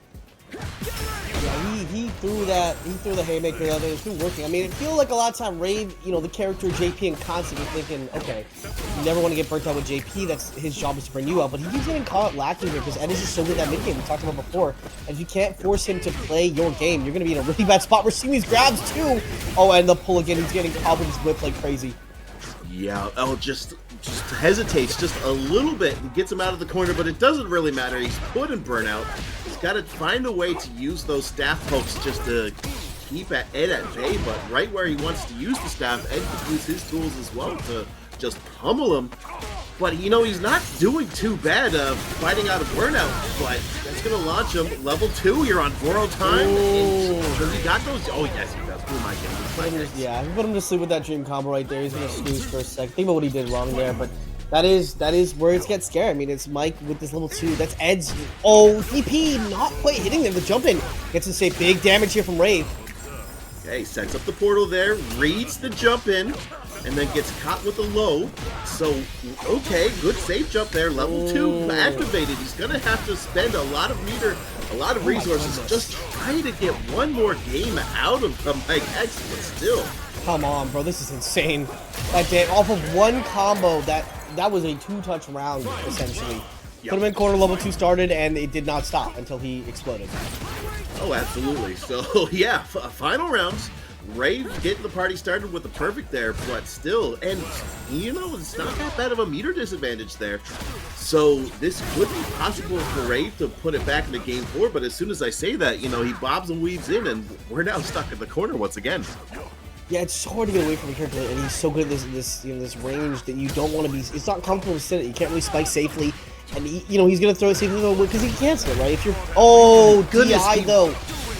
I didn't know that you could deal with that. I don't even know what that's called. It's just oh no, he just mashed it. I respect it. It's just the little tether grab that he had. He was able to pull him in, and then but there was just that one spot he just said screw it, and then drive reversal. Okay. He's just going in regardless. Right? I don't know if this is a good idea. Oh, who am I kidding? He was in burnout and didn't even need any meter at the end, and we're going to game 4. Yeah, so that's that little situation you talked about with the DI, right? If he holds whip and he doesn't back it or cancel it, you can DI it if you're about to get hit by, because it only does one hit, right? However, it does pull you or your OD version, it will actually beat that. So it's kind of that mind game. That's what makes Ed very annoying, is because if you don't commit to an option, you're gonna take a lot. You're gonna take a lot of damage in your meter. Absolutely, and that's the thing about it, is just we're seeing this pressure here. We're like Rave is still trying to figure out like where exactly to fight this guy, because you don't want to fight him up close, and you want to try to deal with him like far away. But he does have those projectiles that he can use, and then he has the flicker stance, he has the tethers, he has the projectiles. It's not like anything JP does Ed could do better, but he just has those tools to quell whatever JP wants to start. I love his little old man backdash there. Hey, get away! Hey, stop it! He's just backing away there, but not backing away enough. I'll sue you. Makes the right option to the backdash on wake up. Does get punished by the punch from Ed to the face. This is my future now, old man, and we're just seeing. Yeah, you can mention it's so difficult to play your game against Ed. Yeah, and just like that, we talk about Ken being able to carry people. Round start to the corner. Ed can do that too. That's what makes him so scary. You're on borrowed time once again. Dream combo activated. Okay. So, the dream combo not finished though. It looks like you got maybe a screen combo, you know, not fully the dream. No, yeah, basically a lot of the fireball hits kind of just activated right at the start of the combo, so he wasn't able to get that many reps. Still in a really good spot. This is set point for that was for really good. That was really good. You got back off that. Oh my god, great teleport there. Level 2, and he's stuck in burnout too, so he's not going to be able to do much stuff. I don't know if his level 1's going to be able to bust through any of the offense that Rave provides. So once again, we're at the corner. Cross up denied. Back thrown to the corner. Look at that. He was forced to block cross up there. Yeah, I think right now though we're in a really good spot again for Mike, because he's low on meter. You're playing Ed. You're gonna chunk that slowly. You see now he's like the tax man. Give me some of that. He's slowly pinching. Oh, this level 2's gonna hurt so much if he gets it. There it is. He jumped and he gets punished for it. What are you doing, man? Caught lacking its Ed options is gonna hurt. Try to jump, but that was honestly mostly a win. It was a scary decision. Had to make one. Unfortunately, it wasn't the right hard. But actually, to touch on that, we're gonna jump to a different way. So we saw before these two kind of characters that were forced to kind of play together. But both these characters can kind of play a little bit of a part if they have to, right? They, obviously, Dhalsim's the better character for zoning, of course, but. Aki can kind of jump in. She has that neutral skill with that dive that can really mess up his stuff, but he has float. So what do you think about this? What do you think is gonna happen in the matchup? You know, this is honestly a really weird matchup. That EX dive, that EX little teleport, the snake schmoo, Yeah. can help kind of get away from Liquid, but Yeah. that move right there, the little snake poke there. You know, I believe it's a bit disjointed, but Yeah. not as near as much range as Dhalsim's Lens. The drive reversal there. Yeah, and then look at that. Just I like the awareness of him just knowing that EX bubble was out, so he had to teleport. Oh my gosh. But I feel like that poison bubble is going to be a really good tool to just get in. And ElderGoose knows that you just got to rush Dhalsim down. And Aki does a good job of doing that. Aki does an excellent job of doing that. We're seeing now kind of what that can look like, right? Obviously, we have Liquid, you know, placed really well here before, but we're just kind of seeing the poke that Aki can do. She's really good at kind of speeding up and slowing down the pace. We're seeing, oh my god, all in the corner right now. You're almost at 50% HP, and goes for the grab, but smartly, Liquid able to kind of slow it down, get out of the corner and slow it down a little bit again. But, we're out of meter almost. We're getting really low. That could, okay, that's not going to put him into burnout, but the drive reversal will. That's the tough thing about it. You get that new, oh no, I like that idea there. It's just unfortunate gap there, so he was able to escape. So Liquid does have another leash on life here, but he's just not having a good time with that string. ElderGoose takes game 1, and that's the tough thing about being in burnout. Yeah. Some I like that pressure though. I like the pressure. Dhalsim's one of those characters you really cannot let it get away. If you get him in corner, you have to keep pushing buttons, dude. Do not let him get away. You don't want to deal with Dhalsim, like, you know, almost full screen with those limbs, the fireballs, the bouncing fireballs. It's so I really like this awareness from ElderGoose, just knowing that they have to go in. They have to be the aggressor, and I like that. I also like that float cancel, but it wasn't enough. And look at that. As soon as I explain anything, ElderGoose just takes the round away in less than 10 seconds almost. I mean, they do say ducks like water, right? So, you know, it's or goose too, right? Similar enough family, close enough. And they definitely, he's slurping up Liquid right now. He is just consuming Liquid right now. It looks like just getting overrun. I mean, that's the weird thing, right? You know, I guess that's also, it could be very big matchup of familiarity, right? I mean, how often are you gonna, Shotos, you know they're gonna come and run at you, but how often do you know how Aki's gonna approach you, right? I can't say I do. No, honestly, okay, that was cute, not gonna lie. Right? But that's what I'm saying. Here's the thing, like, not many people play Aki. We had two really good Aki players, if I remember correctly, ElderGoose and, of course, Pato, who did a really good job last week, if I remember correctly. So it's just... But there's even less Dhalsims at the Breakout Weekly, so Breakout Series, so... This it's is very just uncommon character. Yeah, this is just a matchup of unfamiliarity, and it's basically you're going to have to ask yourself, how comfortable are you rushing down Dhalsim? And on Liquid's side, how comfortable are you on defense? That's basically what it boils down to, in my opinion. And even to add, I mean, you know, don't disrespect, ElderGoose is a very good player, so it's not just any Aki either. It's also a very, very talented pilot driving the ship right now, and you are eating a lot of damage. This might be a level 3 conversion, potentially. No, but just let the natural reset of things here. The jump gets the grab though. Oh, one more hit and you're gone. One more hit and you're turning, you're exploding. Oh yeah, absolutely. So he needed a drive reversal there. Just didn't bet on it that he was going to do it, but it doesn't matter. Aki just got in regardless, and we're up 2-0 against Liquid. So this is a really good start. You always want to be up quickly, and you just kind of want to, you know, absolutely, get things done as quickly as possible. Gives you more time to rest to get yourself ready for the next match. And the winner of this, I believe, fights Jimmy. So you're gonna need as much of a break as possible to get some water stuff. But you can't count out Liquid yet. No, absolutely not. No, Liquid's definitely able to make a comeback here. It's so hard with someone like Aki, who's just so good at playing this range, and he's just struggling finding the ways in because Aki doesn't really, you know, the serpent, the dive there is really hard to counter. They're not really jumping air to air. It's very much a slide move too. I really like that pressure there. Unfortunate mistiming on there. But Aki does get a chance to get out of the corner. Still almost there. Tries to drive rush in, and now we're dealing with, this is what I was talking about before, that little snake skewer thing. But he just reads the slides. A lot of things to extrapolate. I don't know if I'm using the right word. I know what you're saying, yeah. But yeah, it doesn't matter. Level 2 takes, well, actually, it doesn't take the game, but ElderGoose is on set point. Now, ElderGoose is really just feeling himself right now. There is a lot that Liquid is struggling to answer to, and we're seeing what that looks like right now. I mean, it's just hard to fight someone like A.K.I in terms we talked about it before. We're talking about it again, but you know, it's so hard to keep her. Both these characters are hard to lock down, but it seems like it's just a little bit harder right now to lock down this A.K.I. But Liquid is looking like they're using a lot more new varied tricks in their bag just to kind of overwhelm that A.K.I. Just kind of put that stack overflow that we talked about before in previous Breakout series events. Just trying to do so much stuff to introduce the A.K.I to get that perfect, and just to try to just squeeze out one more game on the go. Yeah, don't go down and fight. And we are seeing now how. We're fighting back. We're gonna put our best foot forward. Do not let yourself go out without a bang here, and put some perfect down's really good start. Oh, the perfect parry too. Maybe Liquid learned something. The knowledge is becoming a little bit solid right now. Yeah, ElderGoose is using the projectiles to try to get in, and accompanying it with like the EX teleport, not the EX teleport, but like, you know, the little move in. I forget the name of it. I'm so sorry, but it's just. Like Liquid was just doing a great job of just mixing things up with the float overhead, with the grab pressure, and the teleports as well. But now I'm stuck in the corner there. But once again, and here's huge. Look at that. That's so huge. So Liquid is at the perfect position for that EX fake strike completely with, and then he just gets a nice. Almost 50% punish counter there. Puts him.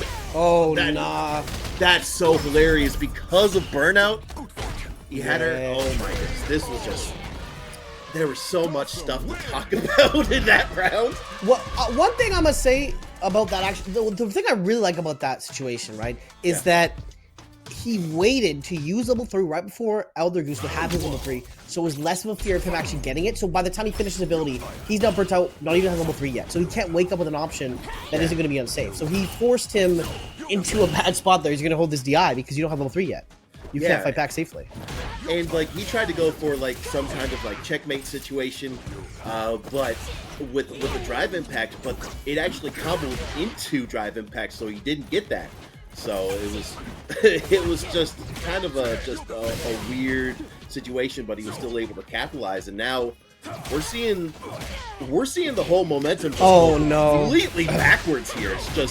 It was 2 games of ElderGoose just rushing down Dhalsim, and then the last game was just Dhalsim figuring out, hey, this is what I can do to deal with it. And now let's just keep the party started. But great punish there. He's got him in. That was a gross cross-up. We haven't seen that yet, but... Oh my goodness, it keeps going. It does keep going, and he puts it back in poison, so the next thing is going... Stop it. Oh! Disgusting. I feel sick after watching that. Yeah, just imagine just trucking on in 500 miles an hour, stopping right at the end, and then just grabbing them. That's the scary thing about it. It's just, like you said, you got to deal with so much different stuff. Not only on top of that Odyssey does have a command grab as well, and just there was so much stuff he had to worry about. He was kind of worried about possibly like maybe a move into drive impact, but here we go.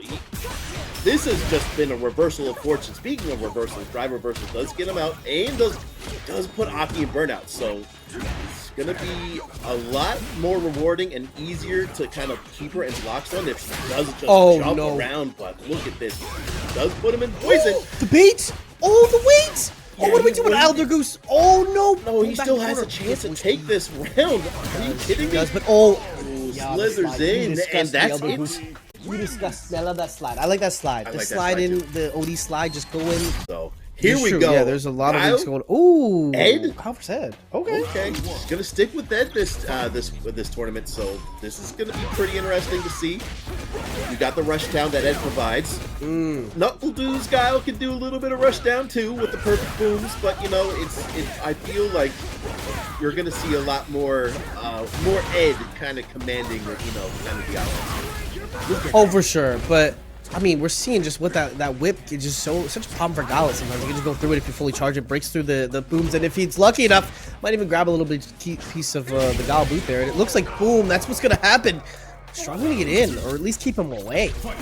Yeah, that's the interesting thing about Ed. I did not expect Ed to be a great character in this game, and a lot of people have been putting him down as like possibly top 3, especially in Japan. And it's what I noticed last round is that he did EX flicker, the EX tether pull, and that just got him out of whatever Guile wanted to do. And yeah, here we go. We are on borrowed time here. It's gonna knock him up a little bit, and does get a little safe jump, but NuckleDu doesn't care. He's gonna throw you back in the corner. Yeah, I mean, it is cuffing season, and every time Ed says you're mine, I'm sure some girl there blushes, but right now he's putting the work in on Guile. I don't think he likes having Ed approach him. Gets the level 3 there. Huge damage here. Oh, he's gonna get pretty close to burnout if not fully burnt out. And if it does not burn out, it does. Never mind. No, he's getting Sonic Boom. He's gonna hurt. Yeah, as you know, this is we know this one's gonna go down. That's true. He didn't mean to play with his food there, but I reckon he did not mean to kind of whiff that. He had the blade up, but he didn't Sonic Boom afterward. He just did the backhand. Still in just such a pretty good spot here, and you know, not that much of a meter deficit, just around 1.5 meters. Yeah, but that little meter deficit is enough for Guile. You know, if he's ahead of meter, he's ahead of life, you can expect some Sonic Booms are coming at you faster than, you know what I'm saying? So that is kind of what you need to watch out for. But it does seem like if, you know, Ed's able to get these whips off, he's in a good spot. So it's interesting seeing how much NuckleDu's jumping in. Because he's not getting punished up forward, so why stop, you know? Yeah, that's true. Spending a lot of meter there, but he's in such a really good spot. Unfortunate miss input there. He's gonna go for the level 1 there. Green combo activated. Knocks him back in. Got one more time. Okay. Yep. Once again, I always forget how many reps you can do off of this, and just throws him again off of the recovery. Drive reversals him off, and then just puts him back in. Oh my god, he doesn't get the Sonic Hurricane put in burnout too. This is just game 1. Are you kidding me? This is crazy. This is crazy. You know, this is kind of wild when Ed can trade projectiles, but we're almost. This is very close, but that's scary. With the anti, I can't deal with this, and we're not even close to the top 3 yet. My brain is already scrambled. NuckleDu takes game 1 with that. What seemed to be almost MikeX's game to take. That's what. Yeah, I think MikeX was actually hoping that he might have been able to potentially hit level 2 off that damage he took, but it didn't quite do enough. It was like a pixel or 2 off, and we're seeing now the NuckleDu takedown right here, not getting touches yet by Mike, and he's just jumping like crazy, kind of exploiting. You know, when you have the whip in, you're not able to cancel DP. You can either move back and forth, but you can't DP right after. So just exploiting that weakness that Ed has. Absolutely, and just look at that drive rush. It's a throw, and just gets knocked back. But I really like that, just that low kick. But then I think that standing heavy kick. That standing heavy kick has been doing dividends for NuckleDu. Just being able to consistently have another option to catch Ed out of the air besides flash kick is really great. Less committal, less damage, but it's not what he's looking for. He's just getting ready to go back to neutral there. But great jump out by MikeX. Yeah, I was just saying, less damage, but if that's not what you're going for there, that's what you want, right? If you want damage, if you just want to get him out of the air, you know, swat him out of the air like a fly there, that's what you're going to pick as the better option that's more consistent for what you need. Absolutely, and we're seeing NuckleDu's guy. Well, big surprise. NuckleDu, oh no, he a bit awkward there. Just like me talking to people that I met for the first time. It's just MikeX dropped his controller there, thinking that he was gonna die. NuckleDu accidentally just jumps over, but you know, they're both good sports about it. NuckleDu's up 2-0 there, and upside down kick knocks him away, and there we go. The flash kick to just get MikeX off of him.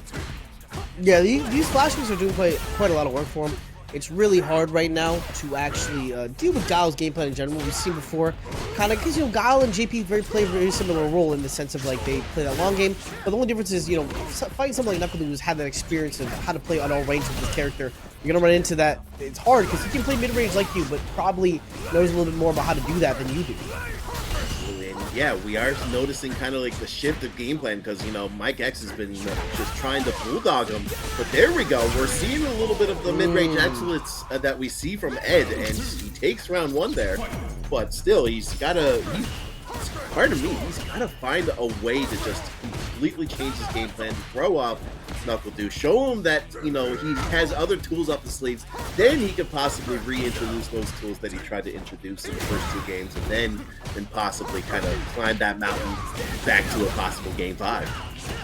Yeah, absolutely. Finding that your steps towards that goal is usually how you want to play this game. And wow, you always forget that side switch with that knee. That is a thing to watch out for. You can't keep him locked in unless he can stay upright. And we're going to see maybe, ooh, doesn't catch him level 3 there, though.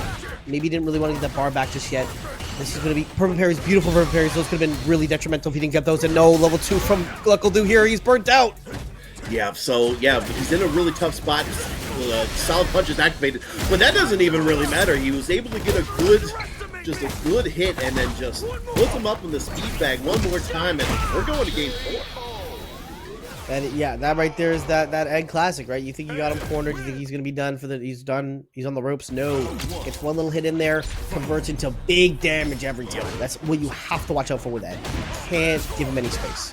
Absolutely. NuckleDu's jumping around like a trampoline and is doing really good. I like it. It's both players don't want to commit to their anti-air options, to be honest, and I understand that wholeheartedly. But we're just seeing MikeX change things up one more time. Wow. Oh my god. Unfortunate. Puts himself back in burnout, so we're going to see a lot more pressure from Ed coming. He's going to just be able to get that, I was going to say that tether grab in, but he decides to go in instead. Yeah, he's able to kind of just keep this pace. I mean, we saw that funny little action where he just held the parry for a little too long and did get punished for it. And we're seeing, oh wow, Mike is coming back on this. I thought this would be the NuckleDu show, but it looks like Mike's putting up a really strong fight. A great case for the reason why Mike is here.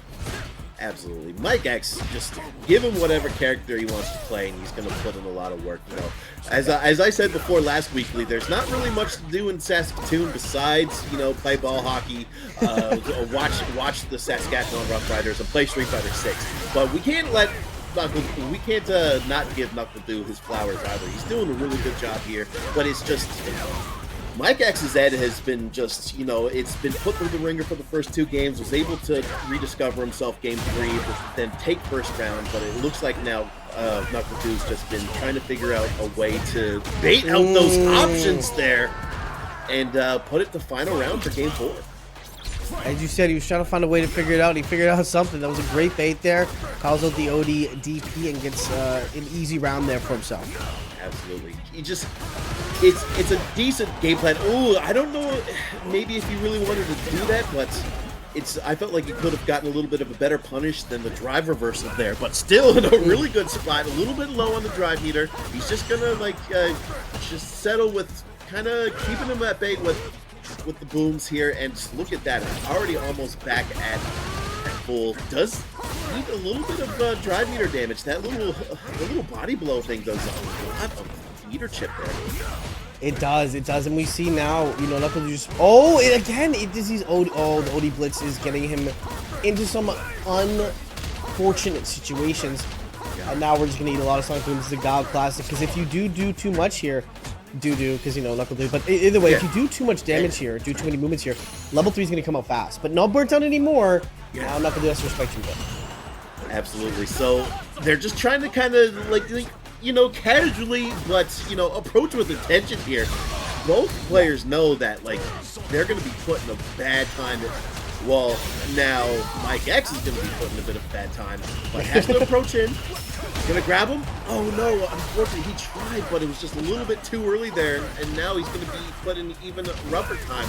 No more level 2. Burnout is a thing. It's gonna get chipped out. 13 seconds left on the clock, and that'll do it. NuckleDu takes it over MikeX 3-1. Yeah, I mean, excellent play. It's weekly to win. And then, okay, so speaking of which, Jimmy DR wants that run back. He wants to take out ElderGoose, and he wants to get that run back against a ruffian. I almost forgot his name, even though I was just talking about it. But, you know, we saw A.K.I versus Dhalsim. Yeah. Now it's A.K.I versus Marisa. This is going to change. ElderGoose is still most likely 100% the aggressor, because you don't want Marisa to be pressing buttons at you, so the best way to do that is to take advantage of her defensive weaknesses. Yeah, you do not want to give Marisa a lot of time to play the game. That is the name of the game. Unfortunately, against a character like that, you want to prevent her from pressing her big burly buttons. And we're seeing now ElderGoose doing a really good job of that. You know, kind of keeping this wall up. You're not going to move past. You shall not pass. Yeah. That's kind of what you got to do against a character like Marisa. Yeah, and I really like that intercept off of the Superman punch. That jump back there, thought that was going to take it out. Puts himself in burnout with the EX Scoot-'em. Just has to go in now. He has no other option, but I really like the awareness from ElderGoose to take that. With the low attacks, the Gladius's punches do not have armor on the lower half, so great awareness there from ElderGoose. Yeah, being aware of those kind of small situations will really take you far. And we're seeing kind of, oh no, but it looks like this round is going to be maybe a Jimmy round. It looks like he's just able to throw these haymakers. So is this a perfect? Say it ain't so. I want to, yeah, Superman punch. Yes, it is. So, Man. Jimmy DR is the only player that I've seen, well, maybe a couple of other players to go for the almost Killer Instinct-esque flip-out resets. It's where they, like, intentionally reset off of, like, a ground bounce and then just keep up pressure. It's actually crazy to me how well this works as Marisa. Unfortunate anti-air there. Still gets a piece of it, though. This is what I talked about. You don't want Marisa to press buttons, and you're just going to lose all of your HP. You're not dead, but you are in burnout. So is Jimmy, but you have much less HP than Jimmy. You're in a bit of a rougher spot than Jimmy is right now. 100%. Oh, he happy tries to you're truck not. through there. I forgot about the fact that I believe Heavy Superman Punch does have a hit of armor on it, so good awareness from Jimmy to kind of truck on in. But look at that. ElderGoose almost has meter in. Okay, we're back in, but this is still a rough spot with punish. Oh. Great awareness there. And Jimmy takes game one. Yeah, I mean, you could only be so Elder's a goose before, you know, Goose gets cooked. I mean, Marisa's grabbing by the neck saying, I'm hungry. Mama's hungry. Big chomp on him right there. And, I mean, that is what the character does. Oh, great start, though. I love that dive in. Start with some aggression. Oh, absolutely. I love those round start gambits, and it works. Look at that.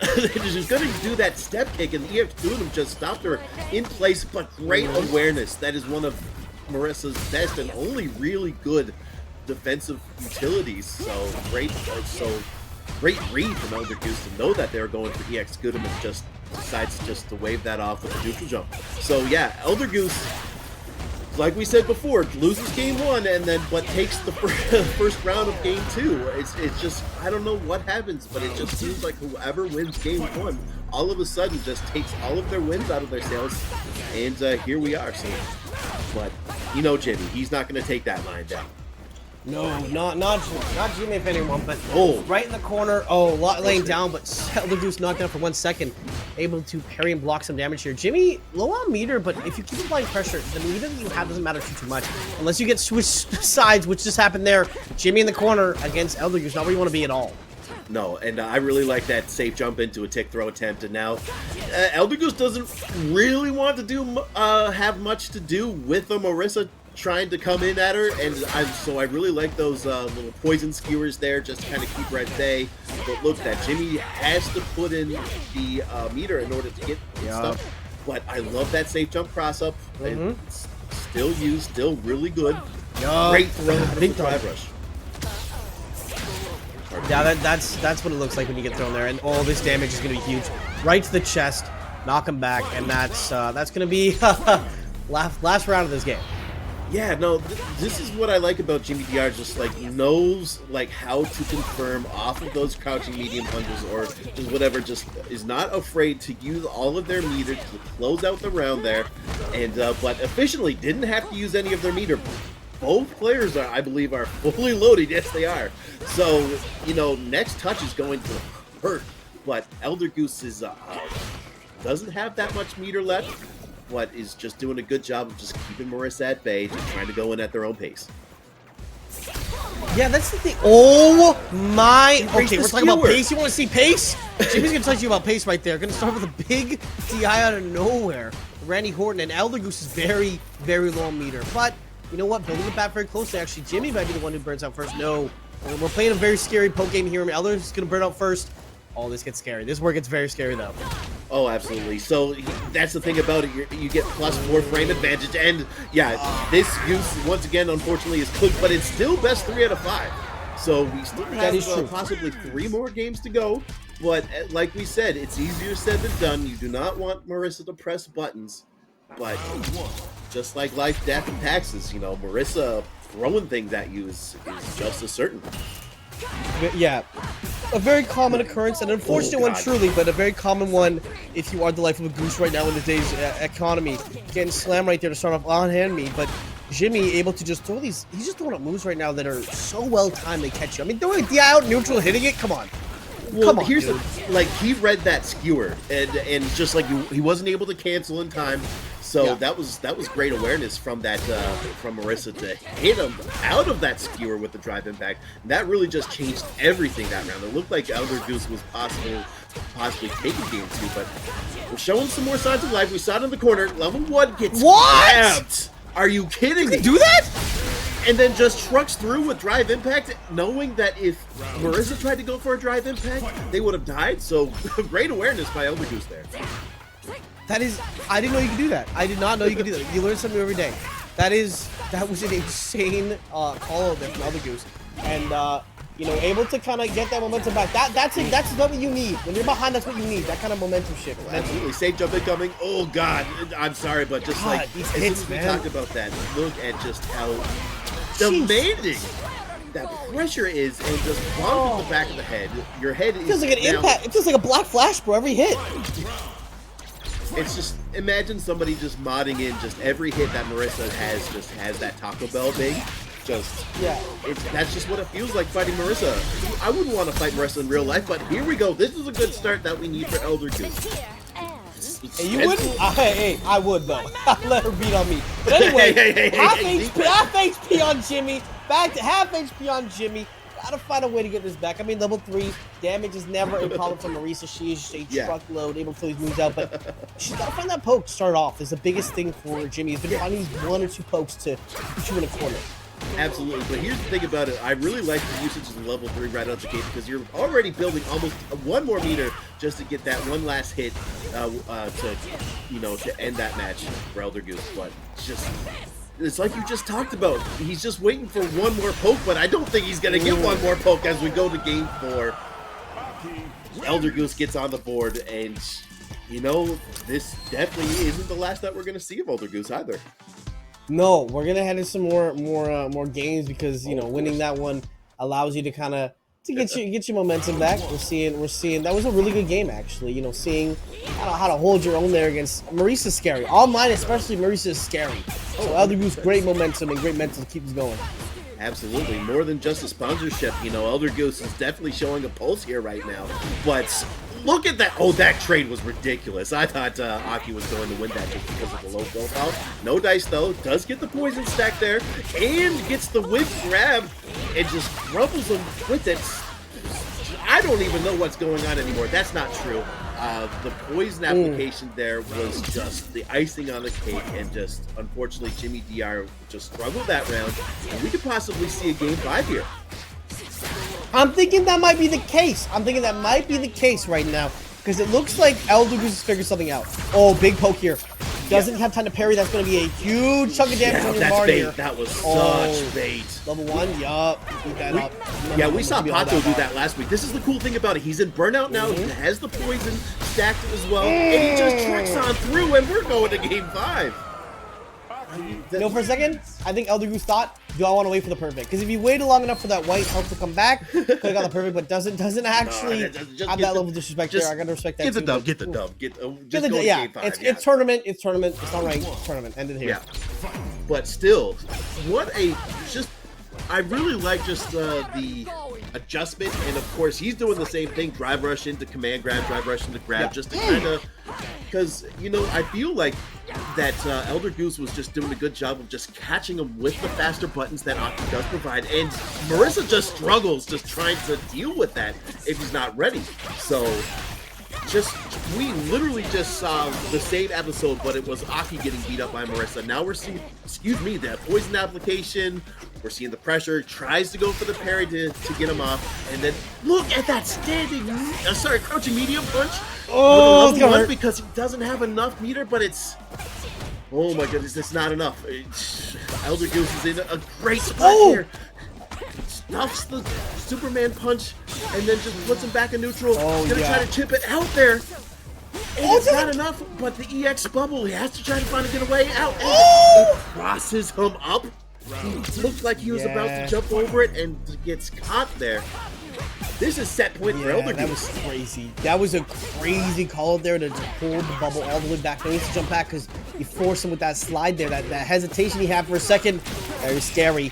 And we're seeing the damage too. I mean, ElderGoose is charged. Good block, great block. Great block there. Yeah, that would have been a decent amount of damage there, but fortunately with the grabs, doesn't get much off of it. Whiffs the grab from Marisa, and we get another poison application.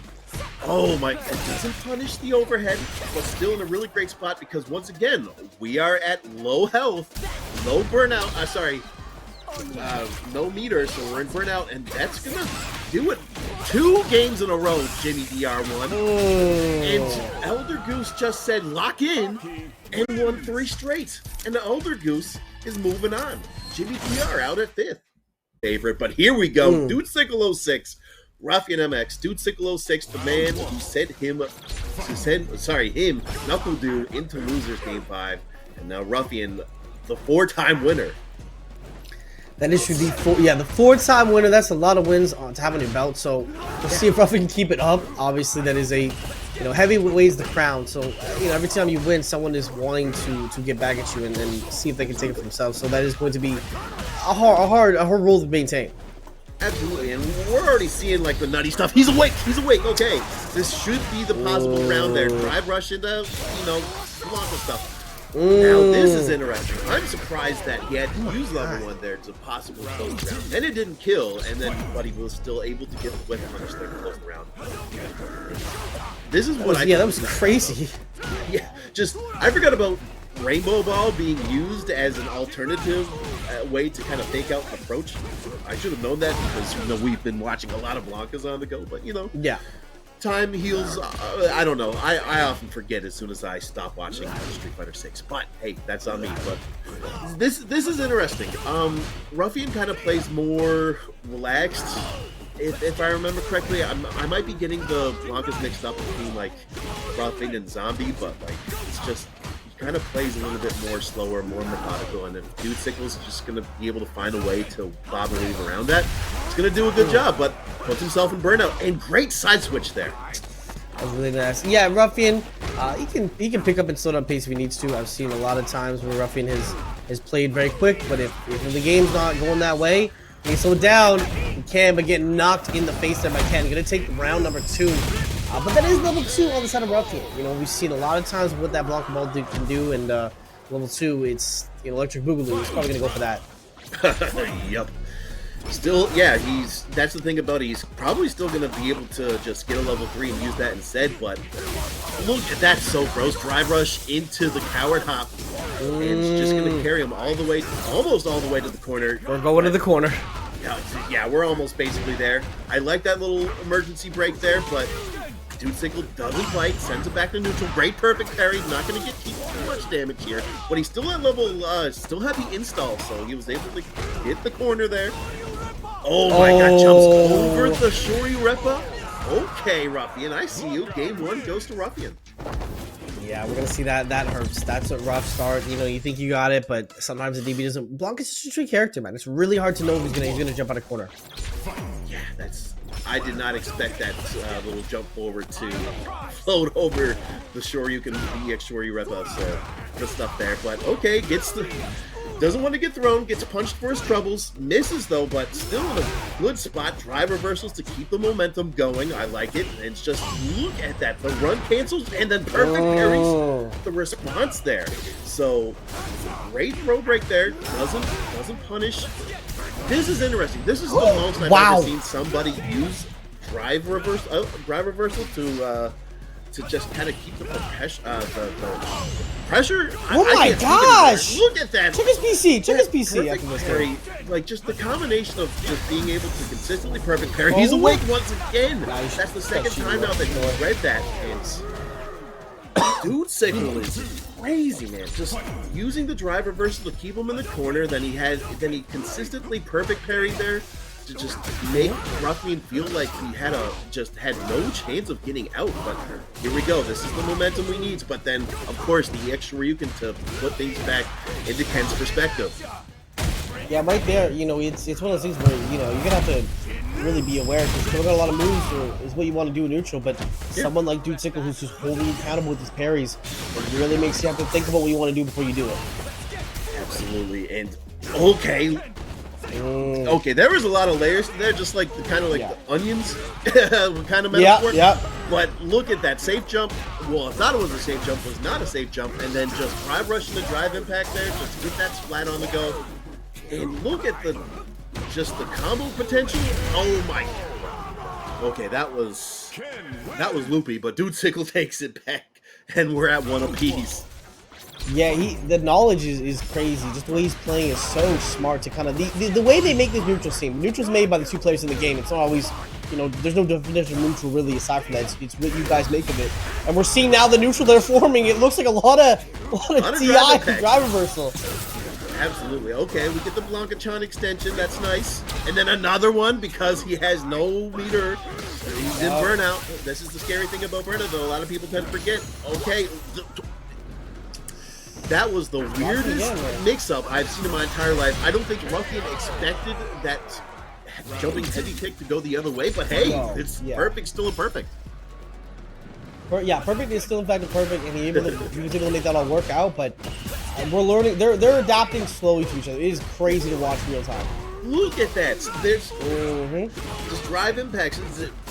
Pardon me, but this is what I've talked about, this is like my favorite subject to talk about. Just the stack overflow, just great punish, by the way. You got to deal with the drive impact. You got to deal with drive rush throw. You got to deal with dash up throw. You got to deal with dash up normal. You got to deal with whatever EX moves they have at their disposal. There's just so much stuff to deal with, and if you could just make a cycle of all those options, you're going to just do so much damage to not only your opponent's health, but their psyche as well. And he just says, get off of me, please. He does not care that he has to spend 3 bars to get to the final round. He's cool with it. Game 3, this is going to be a big one. Whoever wins this is going to possibly, take the set the next game that they win. That was a crazy move to pull out there. I mean, with Blanka moving in, it's really hard to tell sometimes when he's taking the light option there, but able to call it out, that really slick option. Oh, we're seeing a big damage here. We're going to corner again. Yep. Express delivery by the side of Ken. He's broke, but he's not that broke. He can make sure to deliver you a good package. And level 2. Level 3! Yeah, level 3. I kind of like this. I don't know if he's going to have enough, resources to possibly build another bar, but we're going to find out soon enough. I like that he was able to get a potential mix-up, but that perfect parry from Ken just kind of nullified whatever progress that he made. And the EX Blanka Rainbow, and he just has to taste all those fists, unfortunately, instead of said Rainbow, and it's 2-1 for Dude Sickle. That was a crazy call right there. Just do the empty jump there and no option after the secret move right there that is fearful when you're defense against Ken. Oh, punish counter there. Nice grab, start off strong Ruffian. Trying to let you know why Ruffian's been winning so many of these. These grabs are coming in hot. Looking for a third one, doesn't quite get it. No, that was a crazy thing. Once again, he tries to go for the drive impact, but he's awake. And gets cute little neutral jump there with the corner carry. I like that. To sacrifice his damage for carry there because he knows himself that he's going to provide a lot more pressure in the corner with the Jinrai kicks, with the throws. Parries it. Doesn't get the perfect parry, so he's not going to get the guaranteed punish, but knocks him back down. And we're just going to see the same little jabs pressure there. But look at that. Just trying to consistently get the meter back with the parries. Takes himself out. And puts himself in a bad spot here, and this could be another round for Dude Sickle, putting him on set point. catches it lacking, but you're still so low. Anything will kill right now. Oh, yeah, catches him lacking. Could have got a DP there, but safely just jumps back, kick into crouching medium kick there to take it away. Absolutely. Ruffian took game 1, and then, oh no, I might have counted my marbles too soon. But, okay, that was a little bit interesting. I don't know if he wanted to end that combo and drive impact, but, you know, Ruffian does have a bit of a mountain to climb here because of the fact that he took game 1 and then Dude just took 2 straight. So, great start to that. Catch him with a jump there. Able to get him all the way to the corner again, and we're seeing now Dude gets punished heavily though here. Oh, and the side switch, that was so smart, but doesn't finish the food off. Sadly, Dude was aware of that. Oh, third corner. Oh, another one. Do we see 3? No, level 3. Is he going to block? Yes, he is. Oh, God. And he's just spending it all. Wow. This is going to kill, but just like he just said, screw it. Heavy punch, drive rush, heavy punch, drive rush, heavy punch into super. And Dude loses game 1, then takes 3 straight as he sits pretty in Grand Finals winner side. Here we go. Ooh, Winner of this gets ownership of the NuckleDu. I don't know what we're going to get if ElderGoose wins and changes the name, but we'll see here. We're seeing Cammy right out the gate. Doesn't want to give him the Guile yet. Just wants to kind of warm up with Cammy. Maybe they feel more comfortable with the Cammy versus Aki here in this spot. I think if NuckleDu loses, he's got to change the name to NuckleDu, and then ElderGoose becomes NuckleDu. Like he's got to have a secondary NuckleDu. If he loses this, I think it's the contract. I think I saw the contract before the stream. I think that's what they're gonna have to do. Yeah. So, but we're seeing, Cammy might be the play here. It does force Aki to be on the defensive, and that's what you want to be doing, right? If you let Aki approach you, that's what gets a little scary. And obviously, Du has qualified many times and won many tournaments playing this Cammy, so this is no slouch character at all. Okay, sick, yeah. I'm a little bit more, kind of more acclimated, there we go, I can use big words, to NuckleDu's Guile, but I always tend to forget, and I do apologize that I do sleep on his Cammy. His Cammy has been putting in work, and, I do like this as an option to deal with other characters that Guile might not be comfortable with, because these are characters with two different play styles. So, but here we go. We got Aki set up now. We got the poison acclimated. I like the idea, but he's just kind of overshot. NuckleDu kind of knew, and now Aki's once again put on the defensive. That's true. Yeah, you're being on the defensive as his character's not where you want to be, but you know what? Making it work still, finding some good options, but that's going to be it, actually. Explosive round right there from ElderGoose. Yeah, had to use level 2 to kill there. Is a little bit rough there to spend your meter and not really have much of it for the final round. But that's just, how it goes. The lock and load, the critical art, I skipped my words there. The level 3 is locked and loaded from Cammy, so we're just going to see just a lot of mix-ups, just kind of whittle down ElderGoose to a point where, NuckleDu's going to be able to kill with the level 3. But right now, ElderGoose is showing signs of life. Ooh, signs of life, but unfortunately got caught lacking there for 1 second, but still, able to find some good. Oh, we're getting grabbed again. Oh, we gotta get out. We gotta get out, man. Yeah, great awareness though. But this isn't gonna kill. Goes for the safe jump. Great free reversal there to get him off, and goes for the chip out. Okay, NuckleDu. Game 1 goes. If you can, you should. Good setup there. Good awareness too that he's gonna be able to kill with the chip burnout. So with the burnout chip. So great cannon strike there. Good confirm. Puts her into the corner, misses the grab twice, but it doesn't matter. NuckleDu's gonna stay on you like white on rice. Absolutely. And that's the thing is even if you get NuckleDu in a situation where you can take it back around, this is a player that's gonna adapt to you. These players know each other well, and overseeing the damage too. Getting in corner against Cammy, never a place I'd want to be. Ooh, no, I love the prediction of the EX snake slide, but doesn't get much off of it. But I like the fact that he set up the puddle there, because, Cammy's going to have to get to you regardless. So you're going to get a free poison debuff there. Of course, that activates a lot of Aki's scary combo potential. So, but now it's gone, so he's going to have to find another way to put it back on. Unfortunate swing and a miss, goes for the vertical one, and just eats dirt for it as NuckleDu goes up another round. You mentioned he's going to have another way to find it out, and I think he found another way around that, actually. He found another way around it. It looks like he's working out quite well there. it's so scary to fight these Cammy button in neutral. There's very well played about options. She has just a lot of good buttons to kind of control that space and force you to answer it. And it's not always the good answer. Sometimes you gotta just kind of eat it really, truly, or just whole block on it. Yeah, and look at that. Just ending the combo with the poison debuff, like, you know, applied after spending it already is so cool. I really like the combos that ElderGoose, almost an Elderberry, provides there. Once again, it's going to go for the level 2 to take it out there.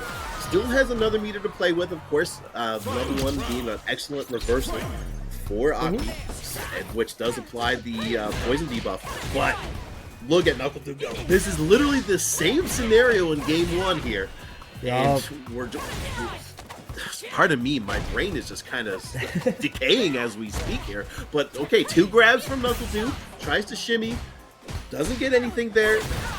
ElderGoose is just hanging on for dear life, understandably so. This is oh my goodness, he's holding on for dear life, but it's not enough. The string is breaking right now, 2-0, but don't count him out. We saw ElderGoose before, remember? We thought, hey, this might be cooked, and you know he brought up a reverse 3-0, so I'm not going to count ElderGoose out just yet, but on paper, it's looking kind of dire. On paper, I can't lie, it is looking very, very scary. Yeah, no, it's NuckleDu. You know, you can't sleep on my boy, the Marisa main, Jimmy DR, but no, NuckleDu has just an unrealistic amount of accolades. He's burned out, bro. The games that he's played. It's been 10 seconds. Can I just say it's been 10 seconds? Like, come on, what happened? 10 seconds. Oh yeah, that ElderGoose is almost dead after 10 seconds, or he's burnt out after 10 seconds. You know what? After about 30, he might be dead here. Oh my goodness! Slip around. Yeah, that was smart to avoid getting cut in corner. Yeah, that was crazy. Great awareness. He knows. NuckleDu knows. NuckleDu's probably played against. You mentioned that he played against ElderGoose before, so that's exactly what he's waiting for. He's waiting for the EX snake slide, and just has been able to like punish those pretty consistently compared to everybody else. Okay, so it's now ElderGoose's turn. Gets the cash out. He's gonna plop it again. He's gonna cash it out one more time there. Just get that extra little damage from the tumble.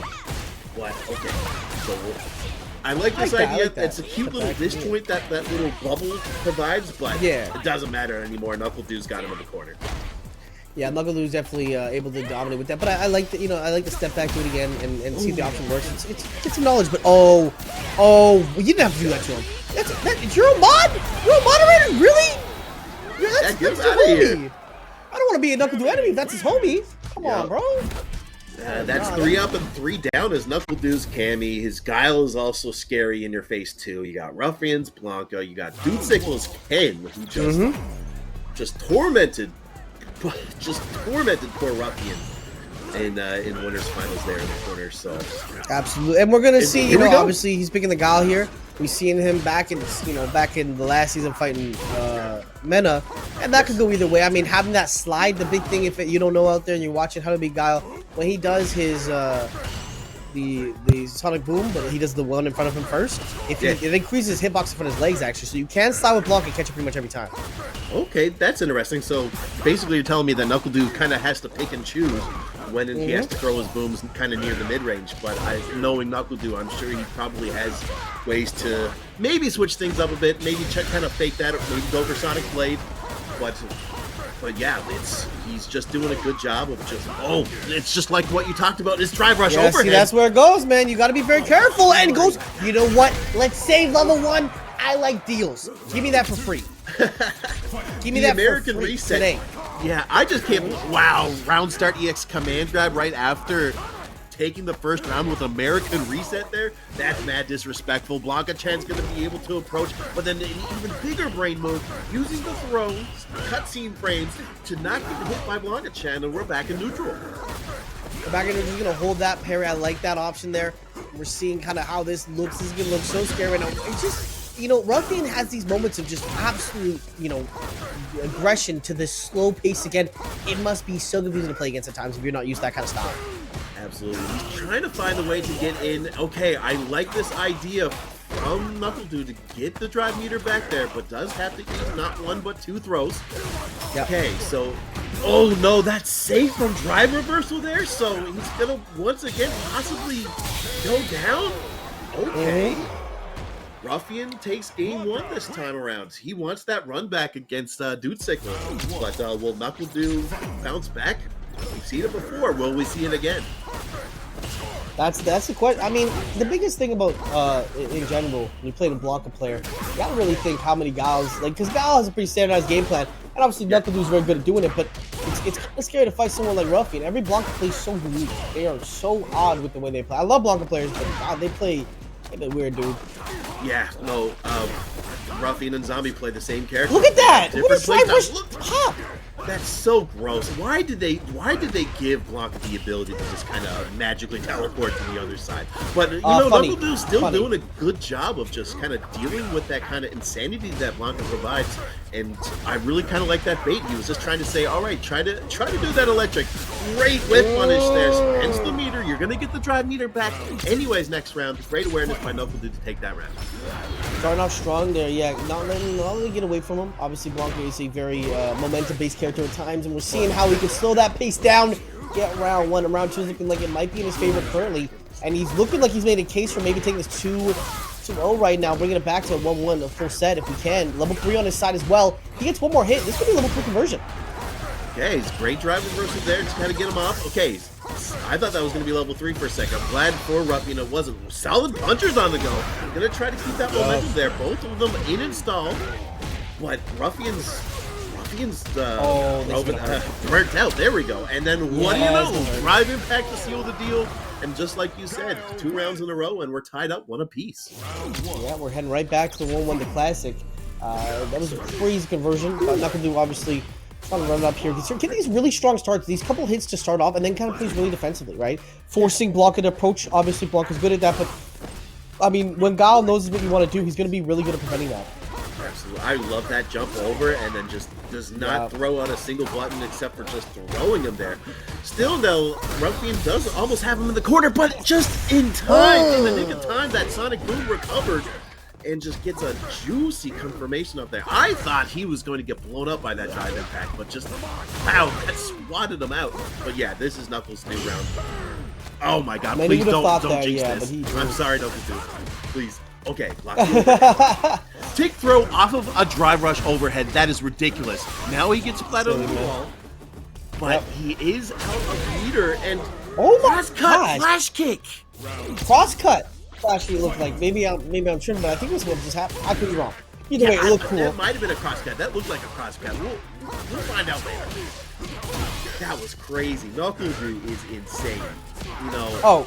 He's a veteran in the game. He's around here for a little bit. You cannot do that. He may be old, he has kids, but he has a family, and he's very low with the drive impact back at you, level 2. This could honestly be perfect. He might actually be able to drag it up. Oh, see that pixel? We talked about it before, but not quite able to perfect. But in our hearts, that was perfect. You know? Yeah, Blinken you might miss. That game 3 was so quick, not gonna lie. But okay, round start EX command grab again. Just do it. I respect it. Yeah, he's a Nike fan. I gotta respect that. He's an enjoyer of the Nike, and he's throwing these turns like crazy too. The jump ins they're working sometimes, but if they don't work, he keeps going. Because you know what? That's kind of what you have to do. You gotta have that momentum of not giving up to get in on Guile. Absolutely, it's that classic. He's not gonna expect it the second time. He was still able to get a punish off of the max range sweep. That was kind of crazy. Maybe it's because he pressed another button afterwards, but still, great awareness there. Great, great flash kick there. Chase using his meter to get in with Drive Rush. I like that idea. He's confident enough to know that he can consistently rush down Blanka. This is the 4th time now, unfortunately. Ruffian tries to get him off with the drive impact. NuckleDu says, like you just said, I got kids, but I'm the fountain of youth, baby. He's going to be looking like that till he's 100 years old. Yeah, he will not stop playing this game. He'll be old in the senior home. He'll be cooking those seniors in there in the old home. But right now, he's still making a case for his youth here. But getting a lot of damage here from Ruffian, going to take you all the way to corner.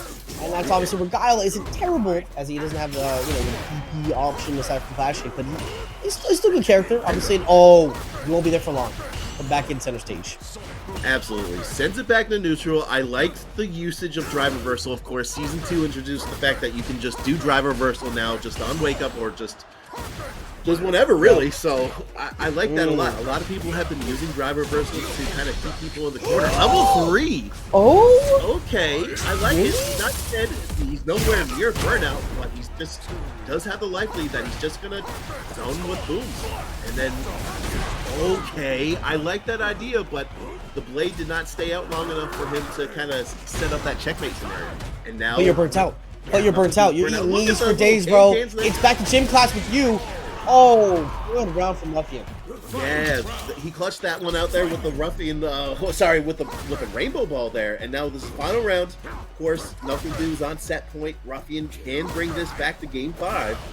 But this has been just back and forth.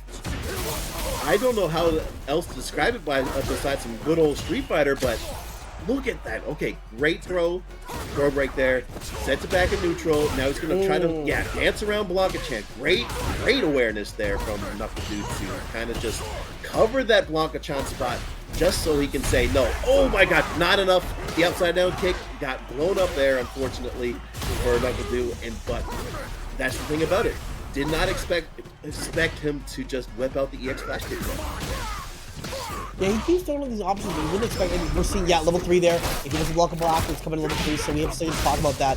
He is going to be CA here, so he's going to do quite a bit of damage. But not enough to kill, obviously, but still, one EX grab here, or just a grab read could kill. Most Sport doesn't get it denied! You can't enter here today, but oh, so low! He has the burnt out, burnt out, but level 1 off the Blanka ball. Great awareness there.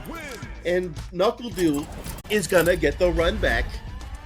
Work. So the fact that he was able to put in this work so far, we love to see that kind of stuff. Of course, this is numbers times now. You can go right ahead if you want. I'll get the next one. Don't worry. Ooh, so these numbers right here, we got Big Ken, 65%, 67% win rate here. Media punch conversion, 67%, and grand finals appearance, we had him. I think would have been. Oh wow, look at these. Actually, he's had results, right? Yeah, no slouch at all himself, but. We're seeing a first. He's guaranteed second, right? He's guaranteed second. This is an incredible thing for him to put down right now. Yeah. This is his second weekly, if I remember correctly. His second tournament in the Breakout series. He gets top 8 in his first one, and then now he's in grand finals of the second one. He's played 9 times. He's won 6 matches, been first to match point 6 times. He has 2/3 win rate on both the match point conversion and the win rate itself. He's doing pretty good for himself right now. The 49th place at Duel Academy, that's pretty good. 4th place finish at Bato City, number 48. And he's been doing really good. You know, really good. Speaking of good, the guy who said... Tell me about Du. Tell me about Du, dog. I'll do what I can to tell you about the Du.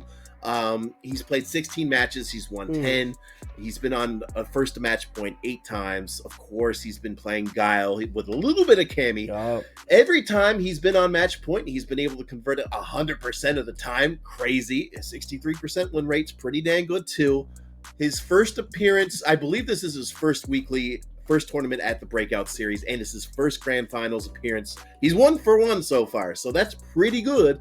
His first place finish at Duel Academy Street Fighter 6, at the 64th one, and he's gotten the second place finish at Arm the Rebels monthlies, which is pretty good too. And of course, you know, numerous accolades from NuckleDu dang himself. Oh yeah. Phenom in Street Fighter 5, Phenom in Street Fighter 6. You know, and I believe he put in some work in Street Fighter 4 as well. So yeah, this is going to be in order to win the tournament. Dude just has to win one more set since he's sitting pretty in grand finals. And this is it. This Breakout series number 10. We hit double digits, BL. That's crazy. Here we go. That is crazy. Yeah, we've had some massive love out here for everyone watching. So we appreciate all of you for watching and showing the money that we can do here. Oh, the command grab. Or not command, sorry, punish counter grab. But responded with a punish counter DP. This is a disrespectful set. I can already tell you that right now. Oh yeah, no. I like the fact that NuckleDu's sticking with the character that he won with last. God. So not switching back to Cammy. He's just sticking with his main chicken. And you know, he wants this. I know he wants this. He wants to be like, I want a weekly wall set for losers, you know, and Dude 606. His second tournament appearance. Like, he gets top 8, he beats NuckleDu this weekly, and now he has a chance to do it again. Absolutely, and it looks like he's putting a pretty good case for why he can do. He's bringing it really close again. He's really trying to push it. Oh, and that's That's crazy. Okay, Dude Sickle. He just blew that up with an EX Hadouken and just got in. Good stuff. Yep, running down for that too. Yeah, just I haven't been this impressed with Ken since well, there was also Polynesian Sauce's Ken was really good too, but MikeX's Ken was no slouch either. So yeah, It's been a while since I've seen Ken of this caliber of play here. I mean, we've seen some breakout boost. This is a very talented Ken that appear out of nowhere, but it just keeps spawning in. It's lovely to see. Oh, he's like, don't do that. Oh. It's like we said, it's the same thing that happened with Ruffian as well. They're trying to get him off of him with the drive impact, and of course you can just press drive impact back, and you know, just keep the momentum. You gotta stop testing him, man. He's not failing the test. You don't want to find out what he's gonna do when he gets his hands on you. Yeah, it's big NuckleDu, man. Yeah, I understand wholeheartedly you want NuckleDu out of your face. Great patience there by Dude. I like the fact that NuckleDu did go for that. He's, you know, it's not the end of the world if he loses first round, game 1, but still, it's just gotta go for those EX flash kicks. He's not dead, but okay, now he is. Not dead? Clarify. No, he is. Yeah. He's done. He's so dead. I completely forgot how low HP he was, and the fact that he was just able to get that confirm off the Jinrai kicks. It was like a couple of jabs that he did in a Jinrai kick into level 3, and it's game 1 for Dude Sickle. This is crazy. Okay, so like we said, player A wins game 1. Player 2 goes crazy next round, and this is exactly how it goes. Again, same situation as before. Yup. You're gonna find out every single time you want to DI, you're gonna get answered back against NuckleDu. He's not gonna let it happen. He will not stop it. And perfect. You know what? That's crazy. That's crazy. We came all the way around this just to have that happen. Absolutely. You know, this is the thing about NuckleDu. So no matter what happens, NuckleDu is just gonna get a perfect on you. It's that's the tough thing about it. That's just how skilled he is. But now, once again, unfortunate EX flash kick does get blocked. Now we're gonna see him over into the corner right now. Dude Sickle at an odd range here. EX Hadoken. I barely see this from Ken's. I really like this as a mid-range tool to kind of like keep the projectile, not spamming, but the chucking away, you know, kind of dealt with. But jumps over. I had a feeling that he was gonna whip it out again, and goes in a solid puncher now. So he's gonna. Wow, he was at enough of a distance that he was going to be able to stuff the EXTP, puts himself in burnout, has to get to NuckleDu now. He's just chilling there, and just the perfect boom brings it to 1 apiece. Oh boy. Okay, we're going to the beach right now, 1 apiece. Curious to see what they're trying to go for. Both try to go for a grab, misses. Oh my goodness. Okay, you back? You back? I'm back. We're here. We never even left. Anyway. You just came in at the right time. Drive impacts, EX flash kick, just gets it in time to punish. I like the my favorite interaction in this game is probably the drive reversal when you're throwing a move getting called like it's back to corner. And we're seeing now, do not leave corner. You're not allowed. He will not let it happen. Like upside down kick. Okay, juggle with the blade. EX boom causes a wall splat. You learn NuckleDu every day, DL. I'm picking up what he's putting down. I'm learning right now from the dude, and he is doing some crazy stuff right now. Oh my goodness. Yeah, just do it. Like honestly, like NuckleDu had a bit of a rough round, just like you know, getting his EX flash kick punished, but not this time around. He's able to get it, like, you know, just set up perfectly. And now, look at that. That was bait. He just really wanted him to get back thrown in that corner. And now, look at that. Uses his meter to drive rush into the corner, only to get thrown. Now, he's slowly but surely getting chipped out here. Great get off me there. Run X. He's slowly getting scammer right there. Push all the way to corner. He's doing so much damage.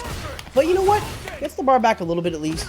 We're in a world good spot. It's just so hard for him to get in on Do. It worked so well before, but now every time you pick an option, he's getting called out. He knows what you want, and he will not let it happen. Even again! When will you learn? You cannot DI NuckleDu. It's not going to happen. This is the second person in a row, unfortunately, that just said, hey, let me just DI you a quick sec. And NuckleDu's just like, he's probably looking at the screen, just looking at him like, please? Yeah, I mean, really? like, he'll take it.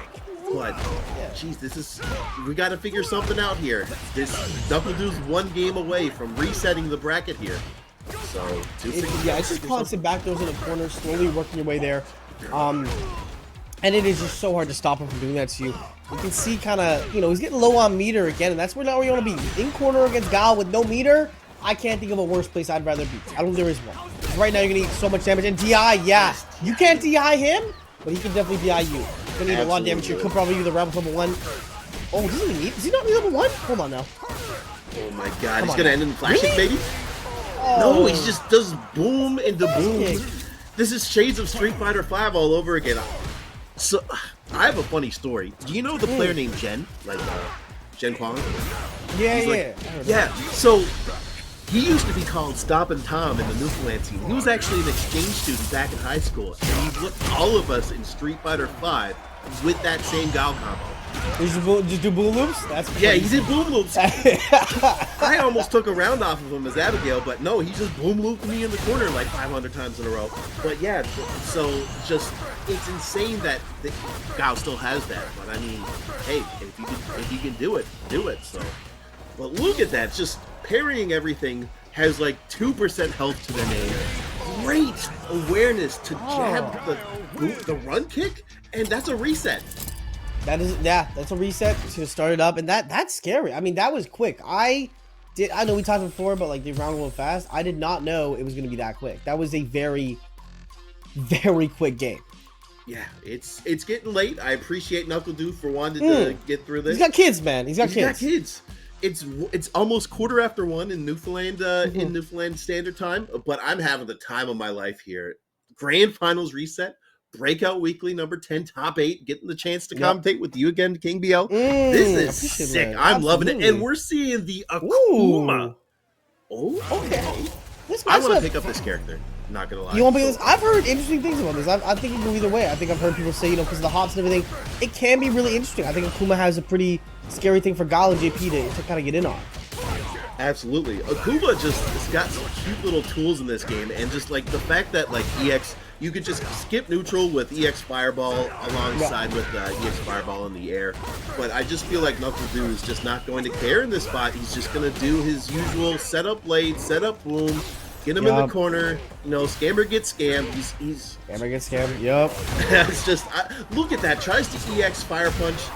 And just reads everything he does, and then the poor guy just looks up to him as he just gets pounded by the overhead as NuckleDu takes round 1 of reset. Yeah, as you said, he's just getting jumped in every which way he can possibly. He's trying his best to fight back, but it is really hard when NuckleDu has a lot of experience against people like Punk and many Akuma players in the top echelons of gaming. Sickle right now is just struggling to maintain a lead. He's got one right now, and it's looking like it could be his round, but it's just getting those, closing out the sets is the harder part right now. And not being in burnout, impossible. Oh! I love that call-out, bro.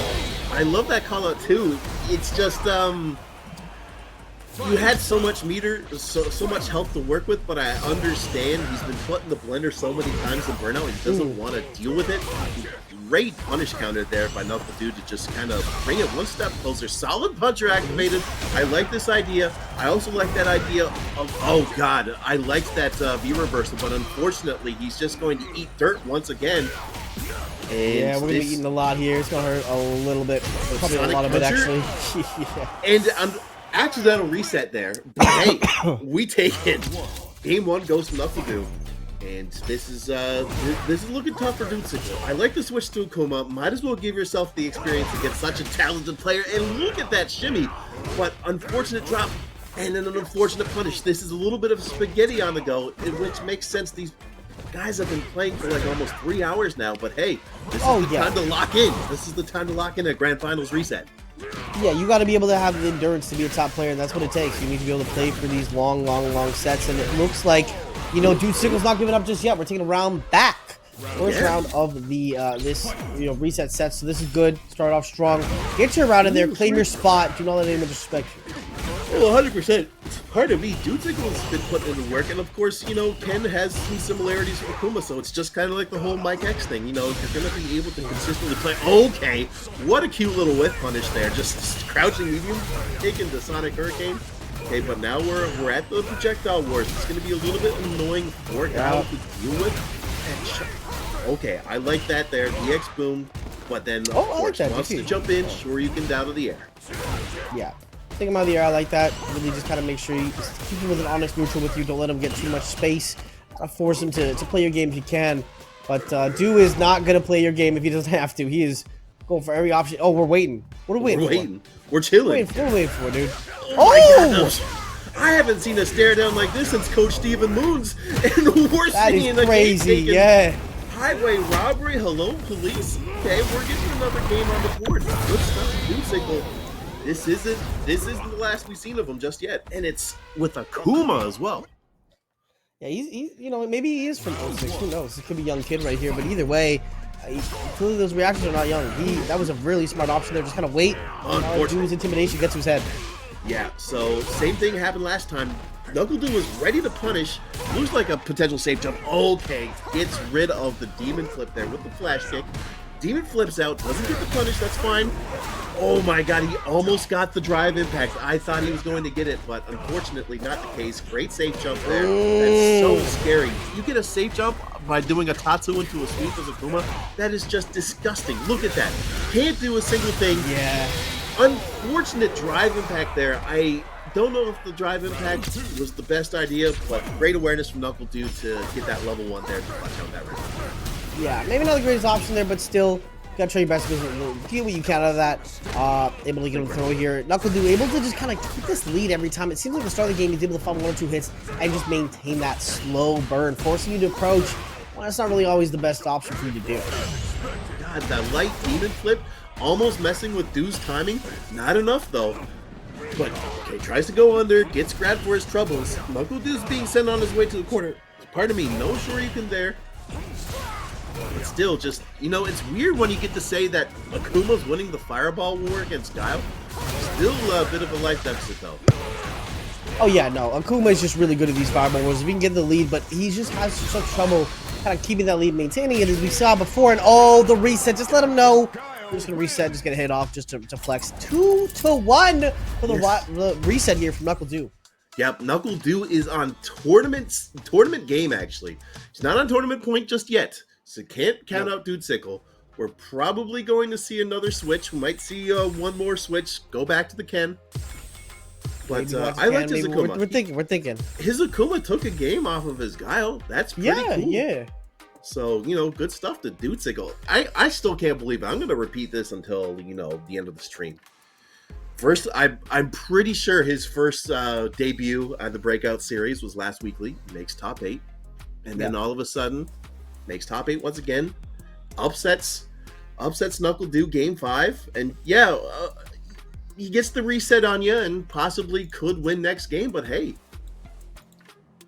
he still did it. Like, he's making NuckleDu work for it. Yeah, no, absolutely respect to this player. He is making him work for it.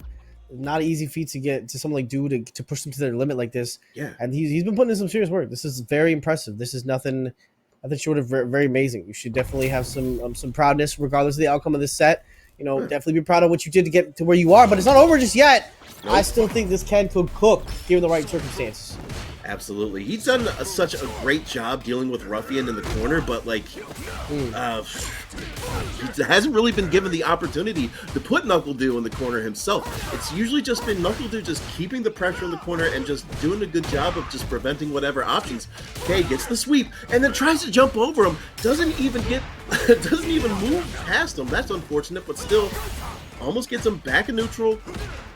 And we're just missing left and right, but great parry off the Dragon Lash. You're not going to get too much damage off of it, but you got the life lead. You're Guile. You're just going to throw booms. You're going to maybe put in a little bit of a threat that you're coming in.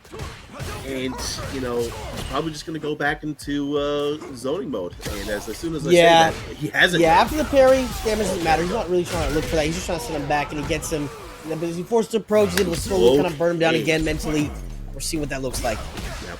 Tournament point for NuckleDu. Sent the losers by Dude Sickle, ran it back, reset the bracket, and now has put him in the corner. This has been basically the story of this set right now, is just Dude Sickle can't get out of the corner. NuckleDu's keeping up the pressure. This could spell disaster. Sounded like a haiku, not the right format for it, but Sonic Puncher puts him into burnout there. He's going to put a couple more booms into him. Oh my gosh! Does not do the job. This is not fair. Parries it and ends the tournament with the perfect. NuckleDu wins Breakout Series number 10 with style.